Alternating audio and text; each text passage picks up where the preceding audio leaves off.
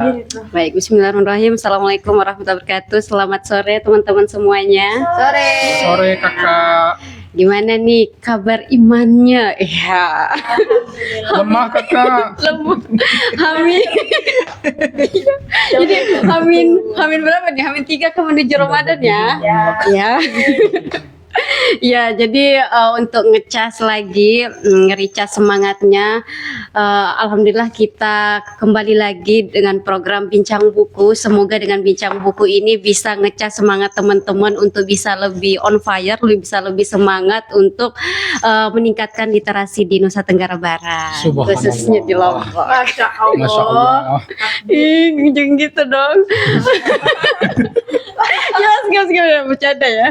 Oke, tanpa memperpanjang kalam, kita langsung aja nih. Mungkin bisa dimulai dari yang paling unyu-unyu dulu dari diantara kita.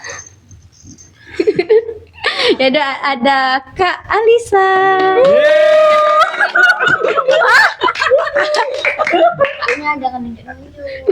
Ya udah sih, sumpah nih, masa saya udah persen tengah ya, sudah ambil posisi tengah.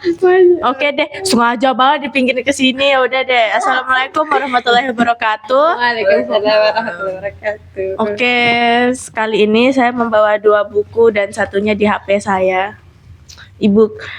Kita bahas yang e-book dulu ya. Jadi kemarin saya itu sedikit cerita. Kemarin saya itu direkomendasikan sama Kak Padia baca bukunya Aureli Muramans kalau nggak salah, yang Broken Strings. Iya. Jadi itu saya mau bahas.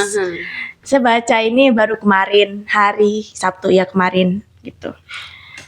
Dan jadi Broken Strings ini itu memoir dari Aureli Muramans yang cerita kayak tentang perjalanan hidupnya menjadi apa dia ya, model ya kalau nggak salah. Aureli nggak dijelasin sih di sini dia apa, cuma model. Dan dia tuh sempat waktu masih 15 tahun kalau nggak salah tuh syuting iklan.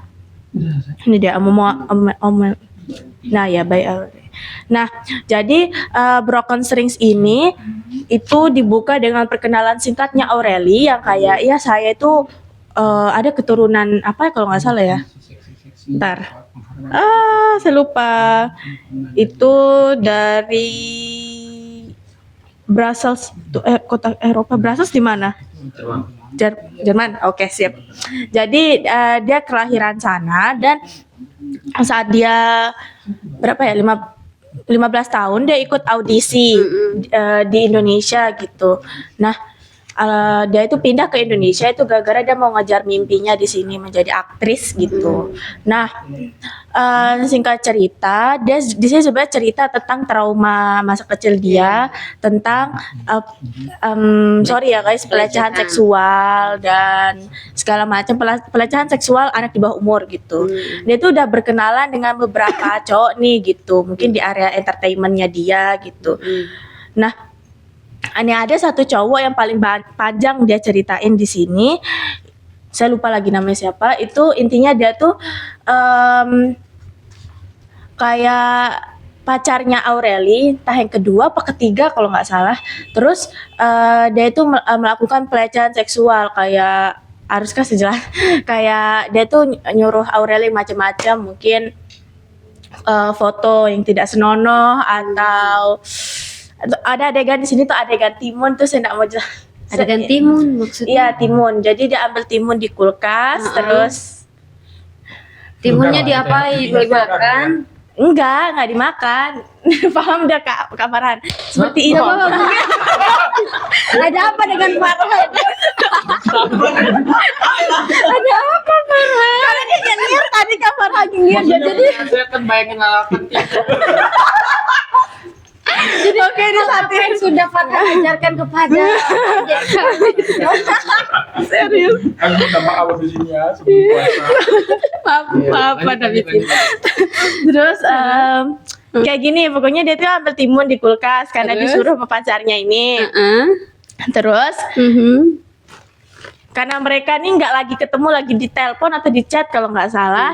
Si pacarnya males si pacarnya ini tuh nyuruh si Aureli untuk Ngapain makan timun? enggak makan, intinya. Pakai untuk aktivitas seksual. Nah, itu bahasanya iya, aktivitas seksual gitu. Akhirnya ketemu juga diksinya. Nggak mungkin dijelasin soalnya. Wah, berat ya bahasanya.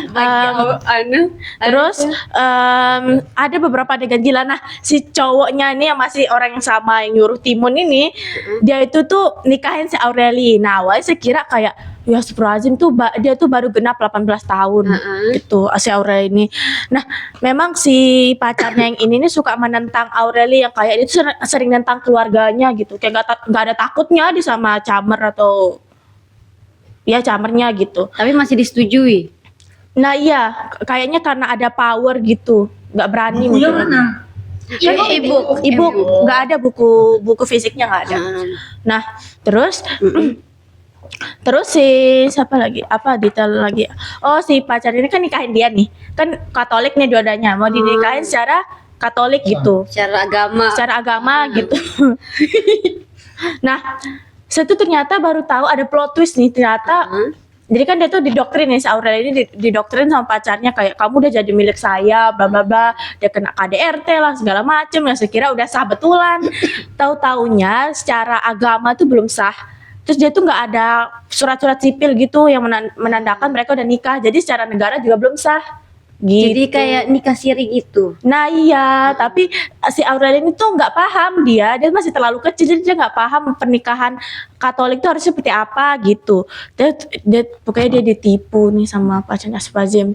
Dia dapat peringatan dari mamanya itu kalau nggak salah tuh ada wawancara gitu, kok di Katolik ada wawancara sebelum nikah tuh dia nggak ngelakuin itu gitu, jadi pernikahannya nggak sah, kayak gitulah kasarnya. Terus ya di sini intinya pelajaran yang bisa saya ambil di buku ini tuh apa ya? Pokoknya traumatis banget dan dia tuh ngajarin saya gitu kalau nggak semua orang yang dewasa itu baik buat anak di bawah umur gitu. Dan saya tahu sih kenapa Kak Padi merekomendasikan, karena dia paham usia saya ini usia yang rentan gitu. Iya, untuk dieksploitasi di bawah umur gitu. Oke, mungkin segitu aja untuk buku yang pertama. Buku yang kedua saya ada bawa Rumah Kertas, Carlos Maria Dominguez. Oke, ini sedikit cerita awal-awal. Karena Bang Ariel yang bilang kayak apapun pokoknya yang margin kiri kamu asal ambil tuh bagus gitu. Ini buku yang keambil di rak itu waktu itu. Tertarik nih saya pinjam. Saya baca. Tapi ada anunya nih. Saya baca, saya ngantuk. Awalnya ngantuk. Nah, jadi saya stop baca buku ini dengan satu dan lain hal gitu kan. Padahal ini buku tipis, heran saya juga. Terus habis itu setelah itu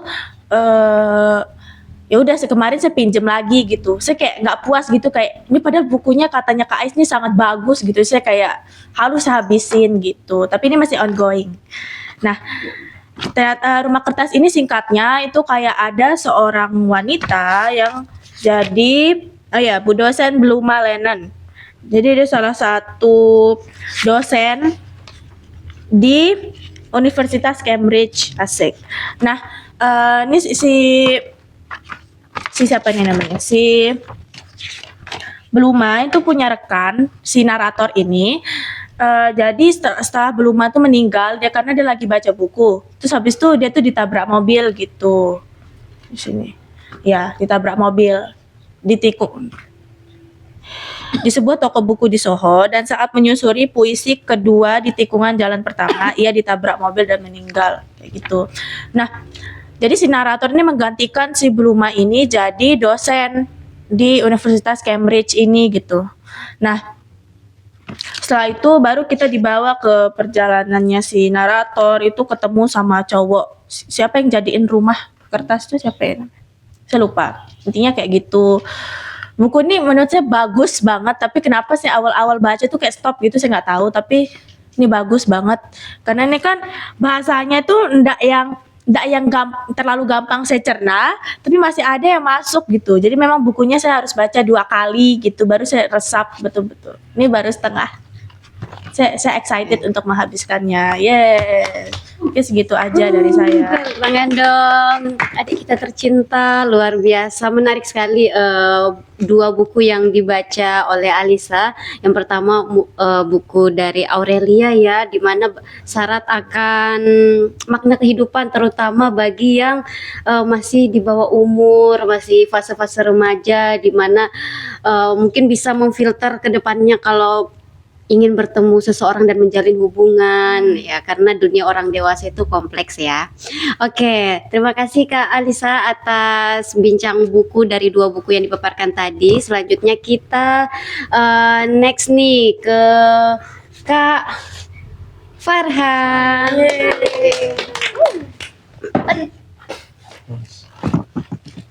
Jadi buku yang saya baca itu adalah bukunya Seno Gumilar Dharma, Jazz, Parfum, dan Insiden.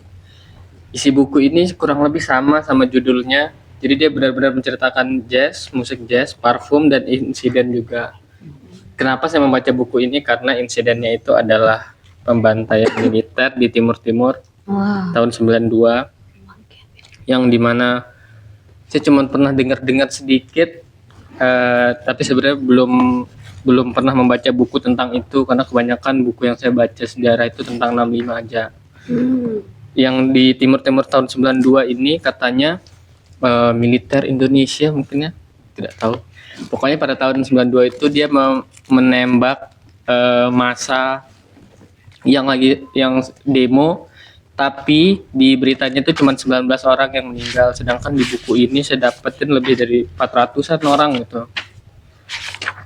Dan di awal-awalnya seperti yang saya bilang pas kemarin kelas itu, di sini ditulis mau disebut fiksi boleh, mau dianggap fakta terserah. Ini cuma sebuah roman metropolitan.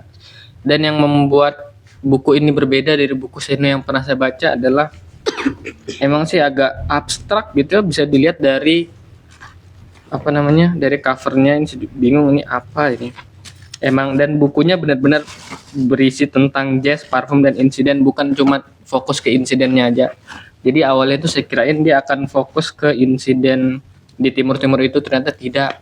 Ini tuh seperti dia dibagi menjadi tiga bagian. Ada bagian jazznya, ada bagian parfumnya, ada bagian insidennya. Jadi setiap bab itu ada bab jazz dulu, parfum, insiden, bukan bukan yang jazz aja, insiden aja, parfum aja. Jadinya mau tidak mau, kalau ingin tahu tentang peristiwa itu saya harus membaca yang jazz dan parfum. Dan walaupun ini bukunya tipis, berbeda dari buku Seno yang pernah saya baca, ini lumayan membutuhkan waktu yang lama untuk saya membacanya. Sini juga mungkin bukunya lumayan lama ya, dan seperti Seno pada umumnya banyak juga dia membahas tentang senja, yang di prolognya juga judulnya Senja Emas. Dan untuk jazz ini saya tidak terlalu mendengarkan jazz, bahkan cuman sedikit aja yang saya tahu.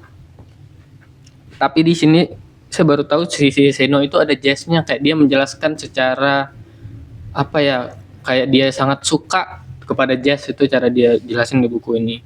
Kalau di bukunya Leila yang banyak tentang lagu dan lain-lain, itu kan cuman diselingin di setiap babnya. Ini kayak benar-benar ada bab khusus untuk jazz, yang disebutin nama artisnya, lagunya bagi dia, kayak misalnya ada trompet yang terbang, dan pokoknya tentang jazz banget. Terus tentang parfum ini juga lumayan spesifik. Kalau parfum ini dia tuh lumayan berbeda, karena di parfum ini ada sentuhan kayak romance-nya, dan walaupun ini menggunakan alurnya tuh kayak alur maju, tapi lumayan abstrak gitu, karena tidak benar-benar semaju itu. Saya juga lumayan bingung menjelaskan, karena dia seperti kayak tidak terlalu runut ceritanya di sini. Yang saya suka itu cara dia menjelaskan jazznya seperti apa, membuat saya mau mendengarkan lagu jazz. Terus lagu blues juga ada disebutin kayak Eric Clapton yang baru saya dengar. Terus kalau untuk insidennya sangat sangat-sangat tidak terduga, dan mungkin saya harus membaca beberapa buku sejarah yang tentang 92 di Timur Timur karena baru ini yang saya temukan. Yang dimana ceritanya itu si tokohnya ini kayak apa ya, kerja, nggak tahu sih dia jadi wartawan atau apa. Pokoknya tugasnya dia itu membaca hasil wawancara, ada berupa tulisan, terus dia kayak edit gitu kalau nggak salah. Dan hasil wawancaranya ini dari orang-orang sana, yang dimana dia cerita pada saat itu dia baru pulang dari gereja, ada 2.000 sampai 3.000 orang, terus dia ke makam untuk demo. Terus di makam itu walaupun mereka membawa senjata, mereka tuh kayak tidak terlalu apa ya, tidak akan anarkis gitu. Dan emang di sana ada tentara yang membawa senjata penuh, tapi mereka tidak takut karena kan kalau mereka tidak menyerang, tentaranya harusnya tidak diberikan izin untuk menembak. Tapi ternyata yang dari barisan depan itu dia langsung ditembak pakai mesin gun selama 15 menit gitu. Terus yang barisan depannya mereka semua udah ambruk dan sudah tumbang. Terus mereka mau kabur ke belakang, tapi di belakang juga mereka dikepung sama ada pasukan. Di sini dijelasin pasukannya itu ada satu yang tidak pakai baju, tidak pakai atasan, tapi membawa senjata semua. Dan yang yang bikin sedih itu yang saya tidak terlalu kuat membacanya. Kan mereka nanti jasad-jasad ini akan dinaikkan di truk. Nah, ada beberapa orang pada saat itu yang dia tuh belum meninggal gitu. Jadi mungkin dia sekarat atau apa, atau dia pokoknya belum sepenuhnya meninggal, dipastiin sama TNI mungkin yang ada di sini, dipastiin. Dan kalau mereka belum meninggal dia yang dibunuh, kayak ditusuk atau apa. Itu ceritanya. Terus kalaupun ada yang selamat, dia akan dibawa ke markas, terus dia akan diinterogasi, disiksa dan lain-lain seperti buku-buku sejarah yang 65. Terus di sini kenapa menurut saya kayak eksperimental ya, kayak yang dibilang Bang Datuk itu. Ada di beberapa bab-bab terakhir tentang dia pas dia membaca hasil wawancara itu, wawancara dari wartawan asing, yang dari mana dia juga bingung di sini tokoh utamanya itu mana yang lebih dia bisa percaya, apakah wartawan kita atau wartawan asing gitu. Terus kayak benar-benar hasil tulisan wawancaranya itu pakai bahasa Inggris semua. Kayak oke, ini lumayan, apakah ini akan menjual gitu, karena kan pakai bahasa Inggris. Biasanya kalau orang Indonesia kayak ada buku bahasa Inggris sudah malas dia baca. Apalagi kalau saya pas SMA juga harus pakai translate dulu. Dan yang sangat menarik di wawancara pakai bahasa Inggris ini selalu ada sensor dari pengarang. Misalnya saya bacain di sini. The identity of at least 100 civilians and possibly as many as 215 killed by sensor dari pengarang, force in the sensor dari pengarang. Pokoknya semuanya ada sensor-sensor dari pengarangnya sampai mau habis gitu. Dan buku sejarah novel tentang sejarah yang lumayan berat ini kayak ditumpuk-tumpuk sama tentang jazz dan parfum gitu. Itu yang membuat dia lumayan menarik. Dan parfumnya ini kayak benar-benar dia membuat saya mengira kalau Sino ini emang sesuka itu sama parfum, kayak di Lestari pas saya baca Aroma Karsa gitu. Sudah itu saja sih. Buat yang suka jazz dan parfum kayaknya akan oke membaca novel ini. Oke, menarik. Terima kasih Kak Farhan atas pemaparan dari buku Pembantaian Militer di Timur Timur. Wah, sangat menarik ya, apalagi ini berkaitan dengan sejarah. Oke, mungkin udah lumayan berat nih. Kita mungkin bisa beralih ke yang pembahasannya dari tadi lumayan. Kalau enggak pelecehan seksual, ya, kemudian pembantaian, siapa tahu kita bisa mendengar cerita-cerita menarik lainnya dari sebelah kanan saya. Mas Barbel. Oke, mungkin bisa nih dari Kak Bung Karno, silakan. Iya, Kak Bung Karno. Silakan Kak Bung Karno. Ya saja belum kenalan, kan bisa dikenalin namanya juga nih Kak. Oke. Soalnya tadi di awal lupa kenalan. Oke, selamat sore semuanya. Sore. Perkenalkan, nama saya Daman. Teman-teman bisa panggil saya Daman gitu. Oh, Kak Oke. Daman. Jadi di sini saya ingin mereview 2 buku yang saya baca 2 minggu ini. Yang pertama, buku karya Kang Maman Suherman. Ini buku kedua yang saya hatamkan begitu dengan judul yang sama. Yang pertama saya selesaikan baca 2020, baru digabung begitu jadi satu buku. Terus sekarang lagi tahun 2026 awal saya baca. Ya? Terbitan doang ya? Bukan, belum. Yang terbitan ulang itu yang sampul terbaru. Oke. Ini sampul terakhir lah. Sampul terakhir itu terbitan November tahun 2025. Itu terbitan ke-29. Baru setelah itu baru terbitan baru sampul baru dari Kang Maman Sherman. Jadi kalau tadi MC minta saya agar lebih ringan pembahasannya, saya rasa ini pembahasannya sama dengan pembahasannya di awal gitu ya. Enggak aja. Ya, jadi Oke. tapi saya ringkas saja. Tapi buku ini jujur, kalau pertama setelah saya baca buku ini, buku yang ditulis dari hati, tokohnya akan tetap hidup walaupun sudah lama mati gitu. Ini yang timbul ya. Quotes of the day. Ya, novel. Ini yang timbul pertama setelah saya baca. Terus yang kedua, hal yang timbul setelah saya selesai baca ini, saya bertanya-tanya gitu, dan pengen sekali kapan Kang Maman tuh ke Lombok begitu. Saya pengen langsung ketemu, ikut diskusinya, mau menanyakan itu tentang novel ini gitu. Dari sudut pandang negara, sudut pandang moral, bagaimana sih nasib si Rey ini begitu, seorang pelacur lesbian yang memilih jalan tersebut demi menghidupi seorang anak yang dia kandung melalui hubungan yang hubungan terlarang begitu ya. Akan tapi itu bukan kesalahan yang dianggap. Kesalahan itu saya. Anak saya ini tidak berdosa. Yang berdosa itu saya. Jadi mereka harus tetap hidup. Itu alasan mereka tidak mau menggugurkan anaknya oleh si Rey ini. Nah, jadi tolak ukur misalkan dari undang-undang yang bilang bahwa orang miskin gini harus dijaga oleh negara, buktinya mana gitu. Nah, jadi Minta pembuktian. Halus nih. jadi buku ini dulunya terpisah menjadi dua judul buku yang berbeda. Yang pertama Rey, terus yang kedua Perempuan. Yang Rey pertama ini digabung menjadi satu buku tahun 2021. Itu cetakan pertama.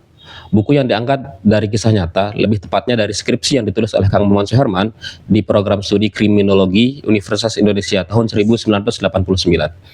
Jadi Kang Maman Sherman ini di satu sisi sebagai seorang mahasiswa kriminologi, di sisi yang lain dia sebagai jurnalis.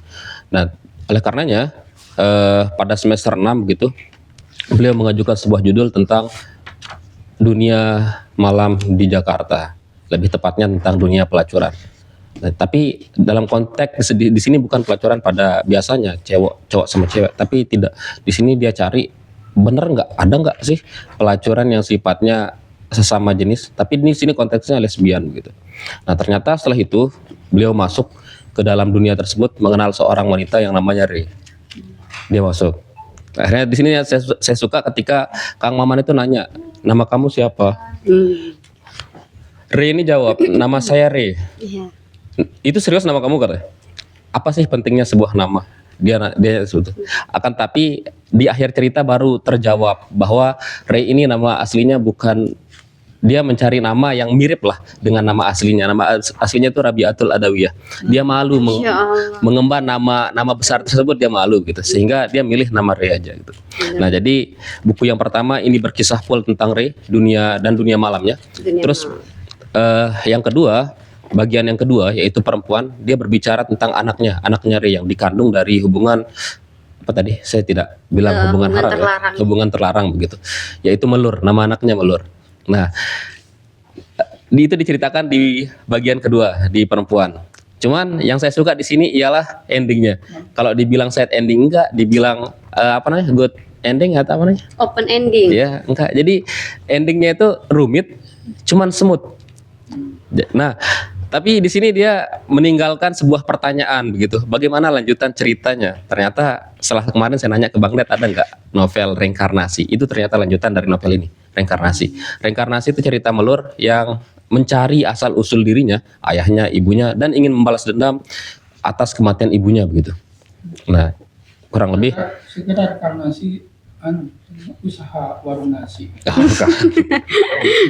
Ya. Kayak gitu konsepnya. Ya kurang lebih itu dah. Intinya tadi yang pertama yang saya katakan, novel yang ditulis dari hati akan tetap hidup walaupun tokoh utamanya sudah lama mati. Terus yang kedua, saya baca buku ini, buku kecil Kalau kalau di Islam ini kayak buku amalan-amalan kecil sekali. Masya Allah. Amin Kecil tiga judulnya Fasisme dan Buku. Buku ini tipis banget 46 halaman kalau nggak salah, karya Josh Bisono yang baru terbit bulan Februari 2026. Februari atau Januari? Kalau nggak salah 2026 ini dah Januari 2026, akhir Januari. Judulnya apa tuh? Fasisme dan Buku, Josh Bisono. Buku ini terdiri dari 7 esai singkat Josh Bisono yang berbicara tentang fasisme. Fasisme itu maksudnya kalau secara simpelnya, istilahnya tujuan utama itu adalah negara. Intinya negara itu nomor satu. Intinya negara itu absolut gitu. Apapun yang mengatasnamakan negara semuanya boleh.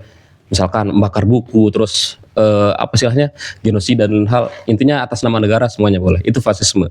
Nah, dan di sini dia lebih memfokuskan hal itu kepada pemusnahan buku itu sendiri dari era Nazi dengan tokoh utamanya Hitler sampai dengan era Jokowi tahun 2019.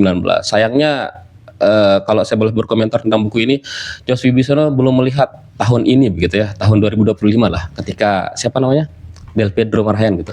Buku-bukunya disita atas dugaan sebagai sebuah alat penghasut, provokator gitu ketika demo 17+8 gitu.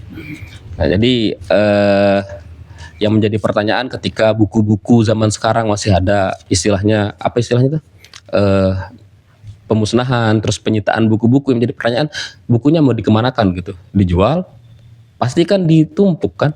Nah, saran saya agar lebih bermanfaat, iya dibaca gitu, dibaca biar paham. Buku itu nggak ada yang berbahaya. Buku itu berbahaya ketika yang membacanya nggak bisa baca dan nggak paham apa yang dibaca itu. Nah, kesimpulan yang dapat saya ambil dari buku ini ialah tidak seperti halnya perut, otak tidak akan pernah mengingatkanmu kalau dia kosong. Oi. Ya begitulah MBG. Dahsyat. Oke, kurang lebihnya mohon maaf. Selamat sore. Wassalamualaikum warahmatullahi wabarakatuh. Waalaikumsalam warahmatullahi wabarakatuh. Terima kasih Kak Daman, atau yang biasa kami panggil Bung Karno. Ya, jadi sangat menarik ya teman-teman. Apalagi ada quotes-quotes terakhirnya bahwa buku itu berbahaya jika kita tidak tahu apa yang dibaca dan kita tidak memahami apa yang kita baca. Jadi sejatinya mari kita membaca kembali ke buku agar kita bisa lebih memahami apa yang kita baca. Oke, next nih, mungkin bisa siapa? Ada request nggak? Ada rekomen nggak? Langsung aja ke calonnya. Iya, langsung deh ke Bang Aril. Mumpung mic-nya yang paling dekat. Silahkan Bang Aril. Oke, teman-teman. Aku akan menceritakan 2 buku juga. Tapi pendek kok. Yang pertama berjudul Sentimentalisme Calon Mayat. Nah, buku ini adalah kumpulan cerpen berisi, di sini ada 8 cerpen yang ditulis oleh Sonny Carsono dari tahun 1996 sampai 2002. Jadi rentangan waktu sekitar 6 tahun. Nah, terus terang saya belum selesai bacanya, baru beberapa cerpen di awal. Dari 8 saya baru selesai 3. Tapi dari 3 cerpen di awal itu terasa sekali vibes-nya. Kalau kata Afrizal Malna, dia obscure. Obscure. Obscure itu dia samar-samar dan gelap gitu. Vibes-nya itu benar-benar terasa sebelum karena ditulis saat Orde Baru gitu, terutama keruntuhan Orde Baru gitu. Jadi cerita-cerita ini tuh syarat akan latarnya Orde Baru gitu. Nah, kenapa disebut obscure atau samar atau aneh gitu? Karena memang dia sekali lagi menurut Afrizal Zaman, nah dia tuh beriringan lah dengan obscure-nya Orde Baru gitu. Nah, di cerita-cerita ini terutama aku paling suka judulnya Meteorit gitu. Itu bercerita tentang seorang profesor kimia gitu, terus kayak dia membangkitkan seseorang dari kematian gitu demi mencari meteor gitu di dalam tubuh si mayat ini, dan si mayat ini adalah pemilik sebuah pabrik kimiawi yang membunuh buruh di pabriknya gitu. Itu kayak apa ya, vibes-nya sangat-sangat Orde Baru gitu. Terasa sekali. Pekerjaannya yang Iya, terasa sekali vibes Orde Barunya itu, dan memang cerita-ceritanya seperti itu gitu. Itu yang pertama. Nah, yang kedua itu dari Iksaka Banu yang ini adalah sastra grafis berupa komik. Ceritanya ditulis oleh Iksaka Banu dan gambarnya digambar oleh Pipin Tobing gitu. Bercerita tentang seorang sutradara tua yang menemukan gairah berkarya ketika bertemu aktris muda yang didambakannya gitu. Jadi cerita ini tentang ya seorang sutradara yang ketemu sama artis, dan memang film noir ini dia sangat jazz sekali gitu. Dia bercerita jazz juga dia. Iya. Pantas ada Honda sini ya. Honda. Honda jazz. Iya, apa ya? Ada beberapa musik juga yang di-mention di ceritanya. Ceritanya pendek banget sebenarnya, teman-teman, bisa dibaca dalam sekali duduk gitu. Tapi dan gambar-gambarnya bagus-bagus banget. Jadi aku sangat merekomendasikan untuk dibaca. Dan kayaknya aku nggak perlu ceritakan isinya karena aku harap teman-teman baca. langsung to the point. Iya. Harapannya Dari cerpennya Iksaka Banu. Apa buku Iksaka kumpulan Banu cerpennya ya. itu? Bang, lupa aku judulnya. Ratuskop. Ya, Ratuskop dan cerita-cerita lain. Iya, di cerpen. Taunya Ratuskop aja. Iya. Paling itu, teman-teman. Terima kasih. Oke, terima kasih Bang Ari, luar biasa. Buku Iksaka Banu, iya nggak sih? Iya, Dan sentimentalisme calon mayat, di mana syarat akan latar Orde Baru. Wah, lumayan dalam nih pembahasannya bincang buku kali ini. Oke, baik, kita bisa lanjut ya ke Kak Aura. Ya. Oh ya, oke, makasih Kak Nurul. Jadi saya mau menceritakan bukunya Osamu Dazai yang tertolak sebagai manusia. Salam-salam semua. Tapi sedikit cerita, ini baru selesai saya baca dan saya masih dingin tangannya setelah baca ini. Dan nggak tahu kenapa ya. Entah ada perasaan tidak nyaman atau bagaimana selama saya membaca ini, karena memang bukunya sangat suram sekali. Dan ini saya masih kayak sedikit terbawa mungkin dengan bukunya. Kesuramannya. Ya, jadi tangan saya awalnya gemetar gitu, dan baru ini saya baca ya. Dan tangan saya lumayan dingin lah setelah baca ini gitu. Kenapa? Nggak tahu kenapa, tapi buku ini pokoknya menceritakan tentang seorang laki-laki bernama Yozo, kalau nggak salah ya Yozo. Yozo ini merasa kalau manusia itu sangat menakutkan, jadi dia sangat membenci manusia dan menganggap dirinya itu sangat individualis gitu. Dia juga tidak suka dengan masyarakat karena menganggap hal-hal yang berkaitan dengan masyarakat itu membebani dirinya, seperti ekspektasi dan standar-standar masyarakat gitu. Tapi karena mau tidak mau kan dia hidup di kerumunan masyarakat itu, jadi dia membawa dirinya tuh sebagai badut. Di sini disebutkan seperti itu, sebagai badut yang dimana dia pura-pura melucu supaya orang-orang tertawa gitu. Bahkan sampai ada satu momen dimana waktu dia kecil bapaknya pergi ke luar daerah dan nanya mau oleh-oleh apa, dan dia tidak bisa menjawab apa maunya. Tapi saat itu kakaknya si Yozo bilang kalau mungkin maunya dia buku gitu. Terus bapaknya kecewa karena bapaknya tuh pengennya dia kayak maunya topeng. Pokoknya seperti itulah, keinginan bapaknya tuh lain daripada keinginan dia. Jadi karena dia takut mengecewakan bapaknya, dia akhirnya mengubah list itu jadi topeng dibandingkan dengan buku. Sedikit tentang Yozo yang membuat saya terbawa dengan ini, entah kenapa, karena di beberapa bagian di buku ini diceritakan kalau si Yozo itu beberapa kali melakukan percobaan bunuh diri gitu karena saking tertekannya.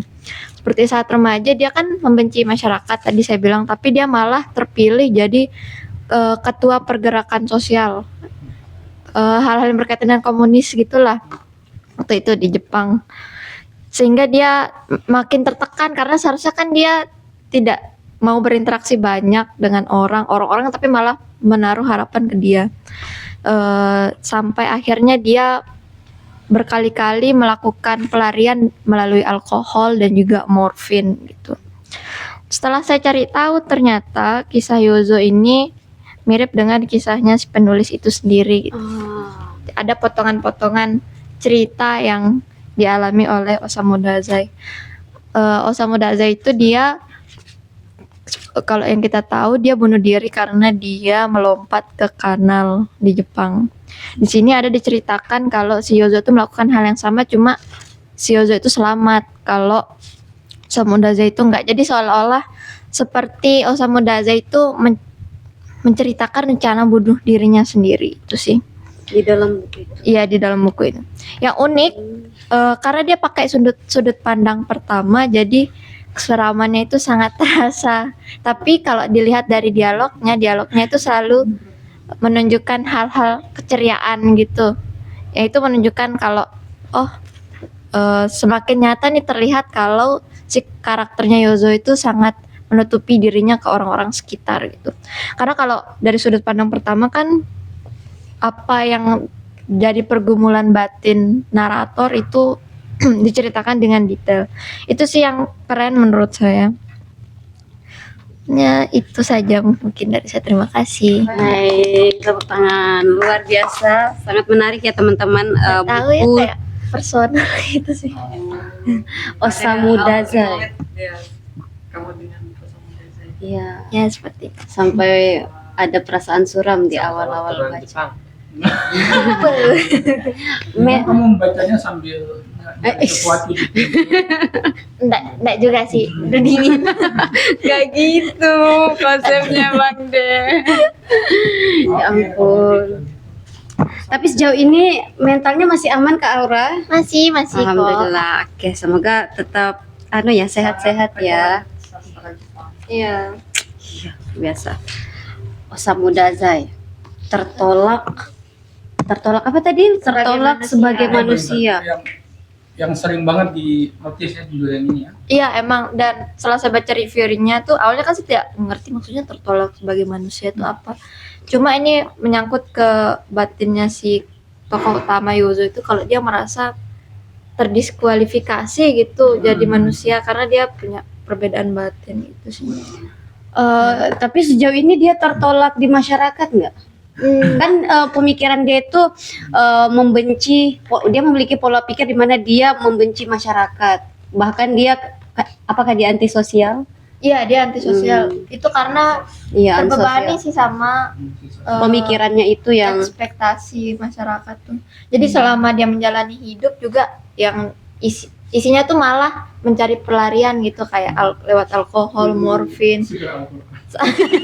Jangan. Sama perempuan. Oh iya, dia banyak kayak ke tempat pelacuran gitu di sini untuk nyari. Jadi kan ada usahanya pas bunuh diri itu dia mau bunuh diri sama perempuan pelacur yang dia sukain. Tapi pas dia lompat, yang meninggal malah perempuan itu, dia selamat gitu. Itu yang juga jadi itu bisa nambah traumatisnya nggak sih? ya Tapi aslinya dia berhasil kok. ya di penulisnya gitu. Jadi happy ending. Bukan. Oh enggak. Berhasil lompat iya. Ih Osamu bang, Dazai. Aduh kirain dia berhasil keluar dari pola pikir itu.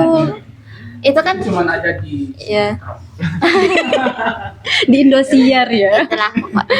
Oke, terima kasih Kak Aura, luar biasa. Ya baik, tepuk tangan sekali lagi untuk Kak Aura. Luar biasa. Oke, sekarang mungkin kita boleh lanjut dari Saya. Ya, boleh lanjut ke Bang Det langsung deh. Oke, terima kasih. Ini nampaknya akan menambah beratnya Bincang buku. bincang ya. Karena dari apa tadi?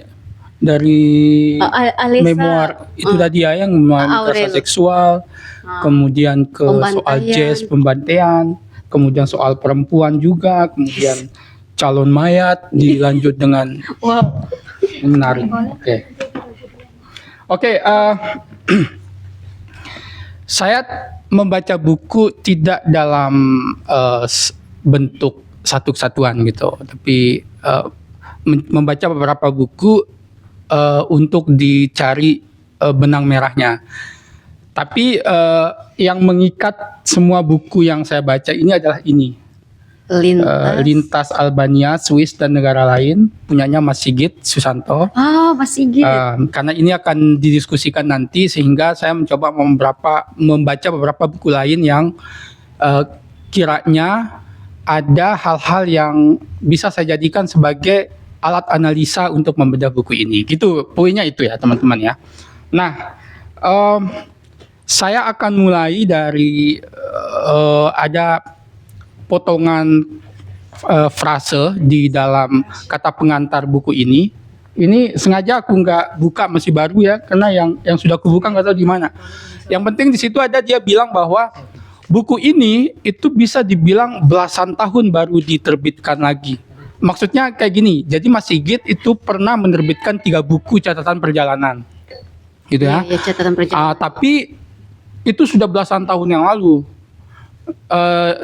Tapi karena banyak yang mendesak beliau untuk kenapa nggak disambung lagi gitu. Nah, akhirnya dibuatlah buku ini setelah jeda belasan tahun itu. Nah, di kata pengantar ada dia bilang bahwa apa yang menjadi alasan Mas Sigit baru menerbitkan kembali buku catatan perjalanan. Alasannya adalah bahwa terkait dengan kondisi sosial sekarang yang udah berbeda dengan masa lalu. Sekarang ini kan semua orang sudah terserap ke media sosial. Iya. Nampaknya catatan perjalanan siapa lagi yang mau baca? Kayak gitu ya, gitu. Jadi sekarang itu orang-orang itu sudah terserap ke satu keyakinan seeing is believing. Apa yang dilihat? Jadi dia masyarakat sekarang kan percaya pada mata, gitu, pada penglihatan, gitu. Nah, penglihatan inilah yang saya coba cari konsepnya. Saya coba cari teori tentang melihat. Ternyata saya temukan. Yaitu di teori tentang industrialisasi tatapan, Cile. Jadi di buku ini ada yang Dunia yang Berlari, judulnya Dromologi, Implosi dan Fantasmagoria. Ini sebetulnya beberapa di kesempatan bincang buku yang sebelumnya sudah pernah saya bahas. Jadi saya tidak akan bahas semua, tapi saya akan fokus ke soal mata. Ada apa dengan keyakinan masyarakat sekarang bahwa melihat adalah segala-galanya? Kayak gitu. Ternyata memang betul kan. Sekarang ini kan mata kita yang paling banyak berfungsi daripada jenis tubuh kita yang lain. Gitu. Setelah bangun tidur, mata kita yang bekerja menatap media sosial. Sepanjang hari itu mata yang bekerja. Kayak gitu. Nah, aku berpikir aku pengen menguji sejauh mana kualitas melihat menatap masyarakat sekarang. Apa bedanya dengan kualitas menatap dan melihatnya Mas Sigit yang langsung ke lokasi dan kemudian menulis pengalamannya dia melihat. Jadi melihat langsung dengan melihat yang dimediasi oleh media sosial, oleh HP, itu bedanya apa? Kualitasnya. Jadi aku akan mencoba menguji itu sebetulnya di ulasan bukunya Mas Sigit nanti. Oke, kita langsung mulai. Aku menemukan satu teori yang menarik tentang konsep tatapan, khususnya sebetulnya dari seorang psikoanalis Prancis namanya Jacques Lacan. Jacques Lacan itu dia mengembangkan lebih jauh teori psikoanalisisnya Sigmund Freud. Gitu. Ini di sini sebetulnya ada psikolog itu kita ya, maksudku yang Background pendidikannya ada psikoanalis gitu. Bukan psikologi. Nanti kalau ada yang keliru bisa diluruskan, Ril. Ya. Nah, ternyata tatapan ini ada teorinya, gitu. Jadi menarik kayak gini. Secara umum kita sering menganggap bahwa tatapan itu adalah hasil penglihatan subjek atau kita, kayak gitu kan? Ini mata, mata kita, apa yang kita lihat di depan itulah tatapan. Tapi dalam dalam konsepnya Jacques Lacan atau Lacan saja pendeknya, Lacan ini dia kebalikannya justru. Mata itu adalah milik si subjek, saya yang melihat gitu. Sementara tatapan sebetulnya adalah kebalikannya, punyanya si objek. Pernah nggak sih kalian misalnya kayak gini ya? Katakanlah ini adalah panggung. Ini bagian sini adalah panggung. Terus kalian ini adalah penonton di di bawah panggung ini, gitu. Nah, cahaya itu hanya menyorot ke saya, ya. Dan di bagian kalian itu gelap. Seperti kita menonton menonton pembacaan puisi atau lebih tepatnya seperti menonton bioskop gitu. Yang terang itu hanya bagian depan. Tapi katakanlah bukan film yang ditonton, tapi pembacaan puisi, pidato. Nah, katakanlah saya disorot oleh lampu. Kalian enggak. Saya tidak bisa melihat kalian, tapi saya seperti merasa dilihat. Pernah merasa gitu nggak sih? Kayak, aku merasa ditatap nih. Walaupun aku tidak bisa melihat kalian, tapi aku merasa dilihat. Nah, itulah tatapan. Jadi tatapan itu bukan hasil melihat. Misalnya, ketika aku melihat Faye, itu tatapan bukan. Tapi misalnya ketika aku melihat Faye, kemudian kayak aku melihat kayak ada yang melihat saya selain Selain Faye. Kayak misalnya pemiliknya Faye kah misalnya ya, kayak, atau kucing-kucing lain, atau kayak aku melihat bahwa ada yang melihat saya nih. Jadi memang agak rumit penekanannya adalah teori tentang tatapan ini memang agak rumit. Tapi poin sederhananya seperti itu, bahwa tatapan bukanlah sebuah konsep yang dipahami oleh banyak orang, bahwa tatapan hasil melihat si subjek. Enggak, kalau dalam Lacan, tatapan itu justru adalah hasil melihat objek ke kita. Kita merasa dilihat tadi itu. Nah, ini akan sangat menarik kalau kita hubungkan dengan media sosial. Satu ya. Nah, aku jeda di situ, kemudian aku coba beralih ke konsep lain dari Jacques Lacan, itu tentang bagaimana terbentuknya sebuah ego. Gitu. Jadi dia mulai dari namanya image stage. Mirror stage. Tahap cermin. Jadi seorang manusia, dia bilang bahwa pada umur 6 sampai 18 bulan seorang bayi itu akan merasa dirinya itu terfragmentasi. Artinya kayak semua bagian tubuhnya itu nggak bisa dia kontrol. Gitu. Jadi sesuatu yang terfragmentasi.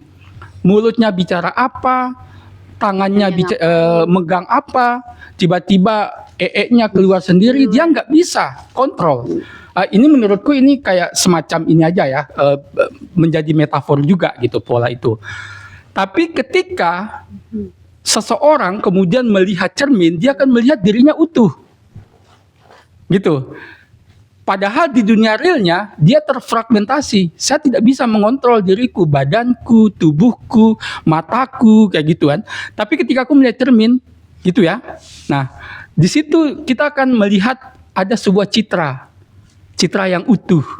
Nah, biasanya kan anak kecil kan bisa digendong sama orang tuanya atau orang dewasa. Orang dewasa akan bilang, itu kamu. Ada pengakuan dari orang lain. Jadi ego itu, citra itu bukan dari diri, tapi divalidasi oleh orang lain. Gitu. Nah, itulah kemudian imajiner, bayangan. Nah, tapi pernah nggak kalian merasa bahwa kayak masuk ke sebuah tempat, kemudian kita merasa ditatap, merasa diawasi, dan gerak-gerik kita itu ditentukan oleh sesuatu yang kita nggak tahu itu apa. Misalnya, saya harus sopan. Kemudian pakaian saya harus pakai sepatu segala macam. Apa? Itu dari mana itu semua? Itu namanya tadi akan ada bayangan validasi dari orang lain. Itu namanya the other, yang lain atau the other dengan O kecil, T kecil. Gitu, dengan huruf kecil lah intinya.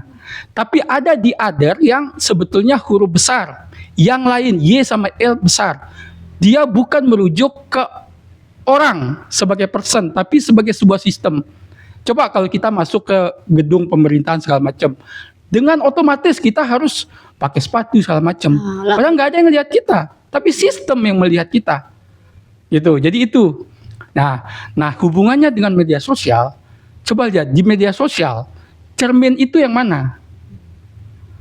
Cermin itu adalah orang-orang netizen dan segala macam, orang-orang yang ada teman kita. Foto profil kita itu adalah bayangan ideal kita. Padahal di dunia real kita nggak seperti itu barangkali gitu kan? Iya. Kayak gitu. Jadi itulah teori tatapannya dia gitu. Jadi dia kemudian ada yang menarik. Aku hubungkan dengan teori lain dari namanya Society of Spectacle Society, masyarakat tontonan. Jadi kita ini adalah masyarakat tontonan, segala apa-apa jadikan tontonan. Gitu. Nah itu dari siapa lagi namanya ya? Guy Debord itu menarik sekali soal masyarakat tontonan. Bahwa kita semua tidak lagi hidup langsung berinteraksi satu sama lain, tapi berinteraksi dimediasi oleh citra.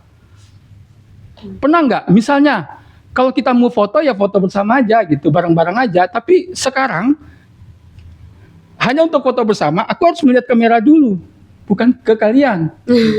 Artinya ada semacam kesadaran soal yang imajiner tadi, soal bayangan tadi, bahwa aku sudah sadar sebetulnya di dalam ketidaksadaranku, aku tahu bahwa ini sebetulnya untuk dilihat sama orang lain, the other tadi.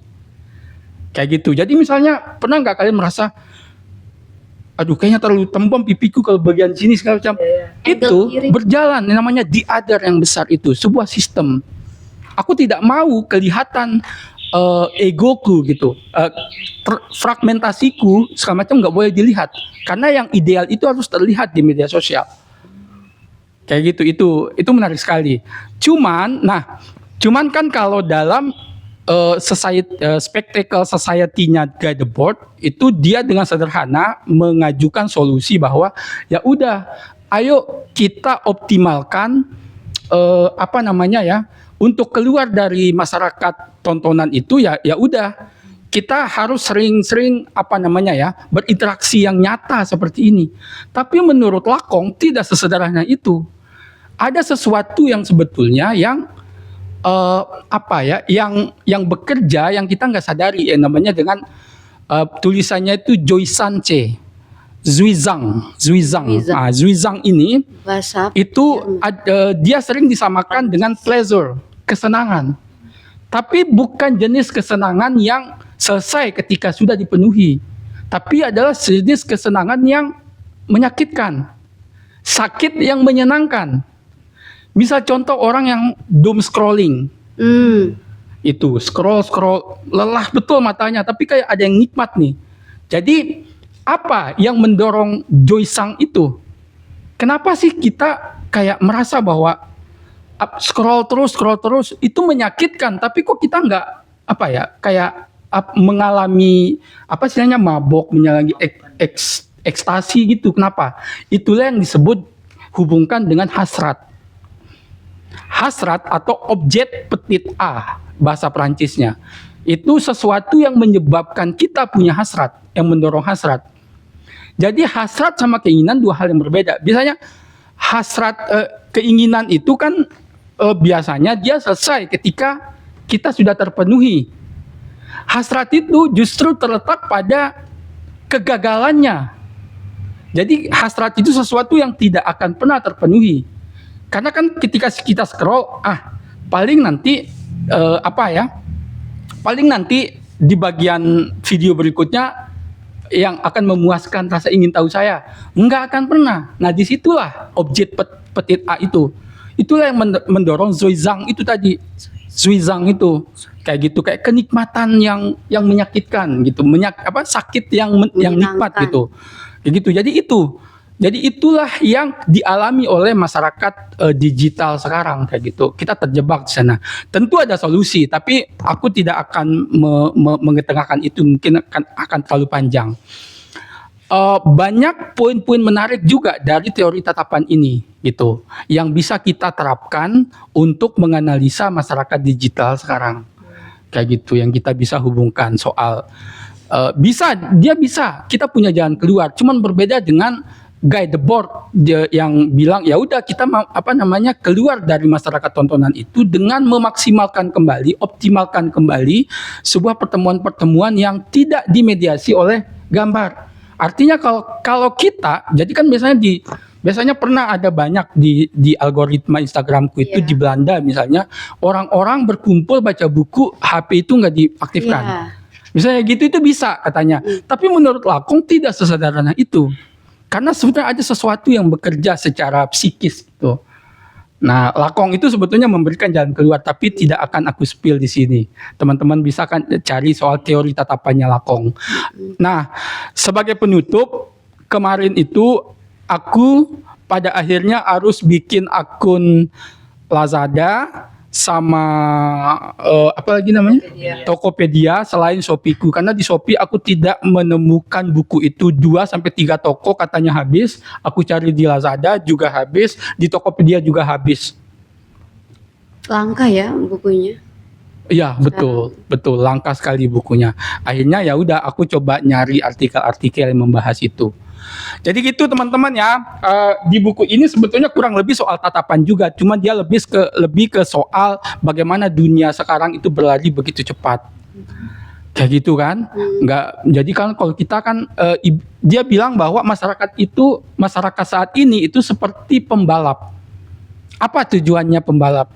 Untuk sampai ke tujuan, untuk sampai ke finish? Enggak, gitu. Sebetulnya tujuan besarnya pembalap itu adalah kecepatan itu sendiri. Karena itu cepat. Nah jadi gitu. Tapi nggak ada tujuan. Iya, nggak ada tujuan. Sama dengan kita kan. Apa tujuannya kita scroll? Nggak ada. Jadi kita kecepatan itu, kita mabok di sana.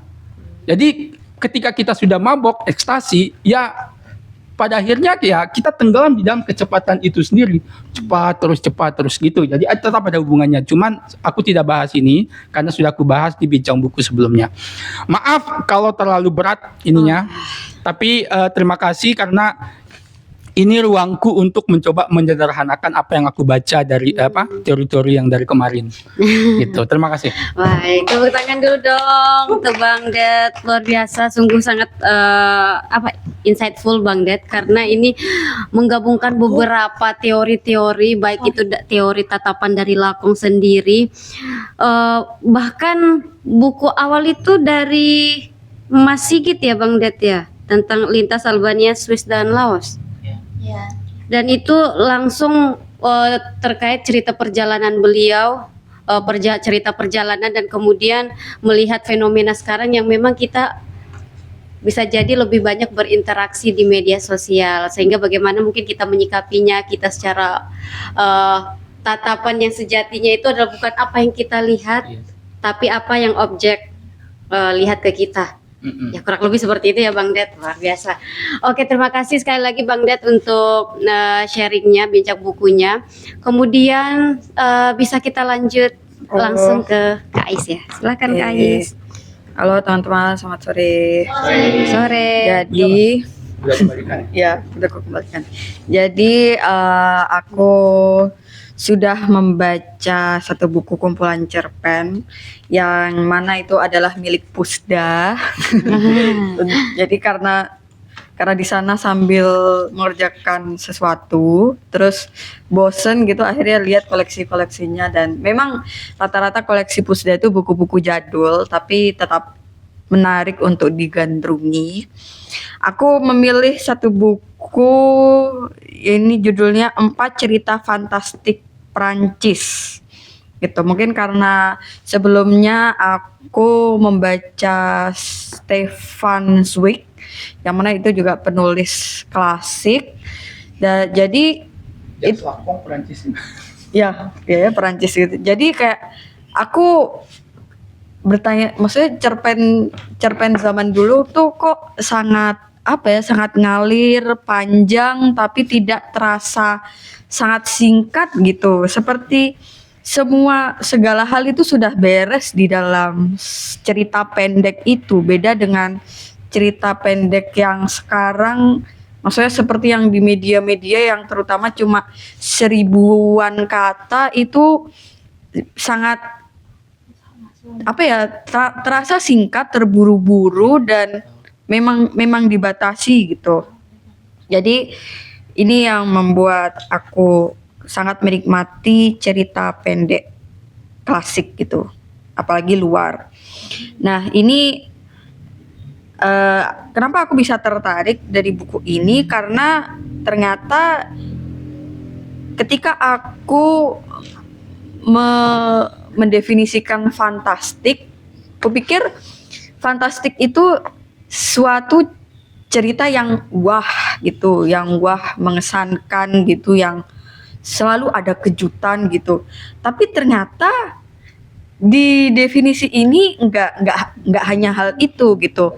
Cerita fantastik itu justru berlatar dari sebuah revolusi Prancis yang mana saat itu orang-orang sangat menggandrungi realisme, romantisme gitu. Tapi justru di kecamukan perang itu orang-orang mengimajinasikan cerita itu harus ada dengan tema-tema ketakutan, hal gaib, ambigu antara nyata dan khayal, seperti itu. Dan ternyata fantastik itu kupikir seperti Harry Potter, seperti Narnia yang ajaib-ajaib gitu, tapi ternyata nggak gitu kok gitu. Justru mungkin karena di tahun ini ya, di abad ke-19 gitu. Jadi 4 cerita ini di 2 karya dari siapa ini? Namanya itu agak gimana sih? Aku agak lupa namanya karena susah sekali dilafalkan. Tapi masih orang Indonesia. Orang Prancis, iya tentu. Nih. Prosper Mérimée dan Auguste Feliverdeles Adam. Gitu. Nih. Luar biasa. Itu. Jadi Will you marry me? enggak lah. Gitu. Terus 2 cerita. Itu bahasa Inggris ya, Bang Det. Jadi ada 2 cerita pendek dari Mérimée ini tentang hal-hal yang mistik dan horor, sedangkan si Adam ini lebih fokus ke okultisme. Jadi cerita fantastik khas, apalagi yang dibuat oleh orang Prancis ini, keduanya sangat ganjil gitu. Hal-hal ganjil dan menimbulkan kesan misteri tapi juga nggak terjawab kayak gitu. Untuk ceritanya kupikir akan ganjil untuk ku ceritakan karena itu sangat panjang. Itu yang intinya cerita ini beraliran mistik, horor, okultis gitu di zaman itu. Apa judul bukunya? 4 cerita fantastik Prancis. Karena ya ada di sini dulu, jangan-jangan buku kita aja. seperti itu. Terus selanjutnya aku membaca buku sejarah dunia dalam 10,5 bab. Ini novel Julian Barnes. Sebenarnya aku sudah membaca 1 bab yang tentang ulat kayu ya, yang dia menjadi penumpang gelap di Bahtera Nabi Nuh gitu. Itu jadi sebenarnya aku sedang menggandrungi cerpen. Ini juga menurutku ini cerpen yang tiap bab itu sangat berkaitan satu sama lain. Jadi aku bertanya-tanya gitu, kenapa cerpen klasik itu lebih memuaskan dibandingkan cerpen-cerpen yang sekarang? Itu aja sih. Oke, sekian dari aku. Baik, terima kasih Kak Ais untuk buku 4 kisah fantastik orang Prancis yang fantastik. Bahkan dari bahasa Prancisnya udah fantastik. Sekalipun kita nggak tahu cara bacanya ya, pronunciation-nya ya, nya like iya, Faida. Oke, terima kasih Kak Ais. Mungkin bisa kita lanjut ke Kak Pia. Iya, kebetulan ini pertama kalinya Kak Pia ya. Ya. Di mana tuh? Sekarang samain dulu ya. Kalau sama saya udah kenal. Saya mungkin teman-teman yang lain nih dari teman baca perlu mengenal lebih dekat dengan sosok Pia. Silakan Kak Pia. Baik, nggak usah salam ya. Terima kasih Kak Nurul dan salam. Terima kasih Kak Nurul atas pertemuan yang tidak terduga sebenarnya sama beliau. Soalnya saya di komunitas lain di LPKI. Salam kenal semuanya. Perkenalkan, nama saya Pia dan ini merupakan pertama kalinya first time-nya saya bergabung dengan di sini maksudnya, dan kebetulan tadi baru kemarin pernah sempat datang tapi baru sekarang waktu yang tepat kayaknya buat disuruh datang ke sini. Saya masih mahasiswa semester akhir, semester 8, jurusan Hukum Ekonomi Syariah, dan kemarin sering pantengin IG teman baca, lihat Kamega semuanya, dan di UIN Mataram. Iya, UIN. Jadi sebenarnya dari dulu banget tertariknya, terus denger dari teman yang pernah datang sini, oh bagus di sana buku-bukunya bagus-bagus gitu, dan memberanikan diri datang sini sendiri. Jadi first time banget Iya. terus langsung ikut program bincang buku. Iya, gitu sih. Dan nama saya Pia. Sekarang kebetulan lagi baca-baca buku self improvement, dan beberapa buku yang baru selesai dan kebetulan saya bawa sekarang tuh ini Become Be Happy, tentang kayak gimana caranya bersikap tenang di kondisi kayak sekarang tuh carut marut gitu. Dan saya beli buku ini karena saya ngerasa relate buat saya dan saya butuh ini gitu, karena saya sekarang sedang memiliki masalah dengan, saya sering berdebat dengan diri sendiri, apakah saya menjadi pemarah ini adalah sesuatu yang salah atau enggak gitu. Karena karena ada setelah saya menganalisis orang, kayak ada beberapa orang yang menerima sifat saya yang kayak saya langsung ngomong, saya langsung frontal. Misalnya di dalam suatu kerja tim, kalau saya nggak suka, saya langsung bilang nggak suka gitu. Saya tipe orang yang tidak mempertimbangkan sesuatu, dalam artian saya bebas ngomong loh, saya mau kayak gini gitu. Tapi ada orang yang kayak dia berpikir 1000 kali kan untuk melontarkan argumennya seperti itu, dan saya tidak bisa seperti itu gitu.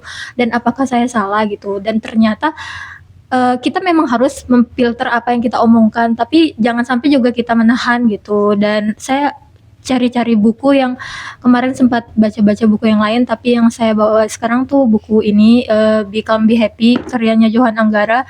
Ekspektasi saya buku ini tuh bakal bercerita tentang, misalnya tuh kayak buku The Things You Can See Only You Slow Down, hal yang hanya bisa kamu lihat ketika kita tenang gitu, dalam cerita sudut pandang orang yang ketiga. Tapi ternyata buku ini sangat-sangat ringan karena dia tuh terbagi dalam beberapa part, dan setiap partnya itu menceritakan tentang tokoh-tokoh dunia gitu, tokoh-tokoh yang bisa dibilang udah terkenal, dan kutipannya itu dia udah banyak berseliweran gitu. Misalnya contohnya tentang kutipan Buddha, Raja Asoka, terus Seneca, filsuf-filsuf yang lain gitu. Tapi ada juga yang kayak beberapa yang saya notice, misalnya kayak ya tokoh-tokoh baru lah, dan bukunya tenang. Dan cuma di bagian akhir itu di bagian akhir cuma yang bisa saya tangkap dari buku ini, dia kasih kita solusi gimana sih cara kita tenang itu menurut si sudut pandang penulis. Salah satunya yang bisa saya dapat insight-nya yaitu kita harus hidup di momen ini gitu. Misalnya saya ketika makan, saya nggak boleh nih sambil main HP, karena kayak saya harus menikmati detail rasa makanan saya itu seperti apa. Misalnya ada rasa manis kah, pedas kah, atau apa. Dan ketika saya berjalan, coba resapi gitu suasananya. Dengar suara kicauan burung, dengar suara knalpot atau apapun gitu. Jangan terdistraksi misalnya dengan HP atau semacamnya. Pokoknya kita harus hidup di momen itu. Dan yang saya dapat juga yang menurut saya baru juga ada namanya grounding. Kayak kalau kita berjalan kaki tuh kayak ya udah kamu jalan gitu, nggak usah ke distract sama yang apapun. Apalagi grounding sekarang tuh kan banyak yang nggak tahu gitu, kayak kita langsung bersentuhan dengan alam, misalnya lepas sandal terus kita berdiri di taman atau semacamnya gitu, dan ternyata tuh punya efek yang semacam itu gitu. Itu sih. Nah itu buku yang pertama. Dan buku yang kedua ini buku kedua ini udah pernah saya baca, tapi saya benar-benar lupa karena ini 1 tahun yang lalu. Tapi menurut saya ini buku yang cocok juga, soalnya entah kenapa saya bawa tadi, terus David Mori. Random aja ya. Intinya kisah tentang profesor tua yang jadi profesor di luar negeri. Terus dia tuh pokoknya sambil ngajar itu orang ngiranya dia tuh cuma hidup biasa, dia tuh profesor yang pendek, kerdil, gendut, perutnya besar, terus kayak nggak ada sesuatu yang istimewa soalnya. Mohon maaf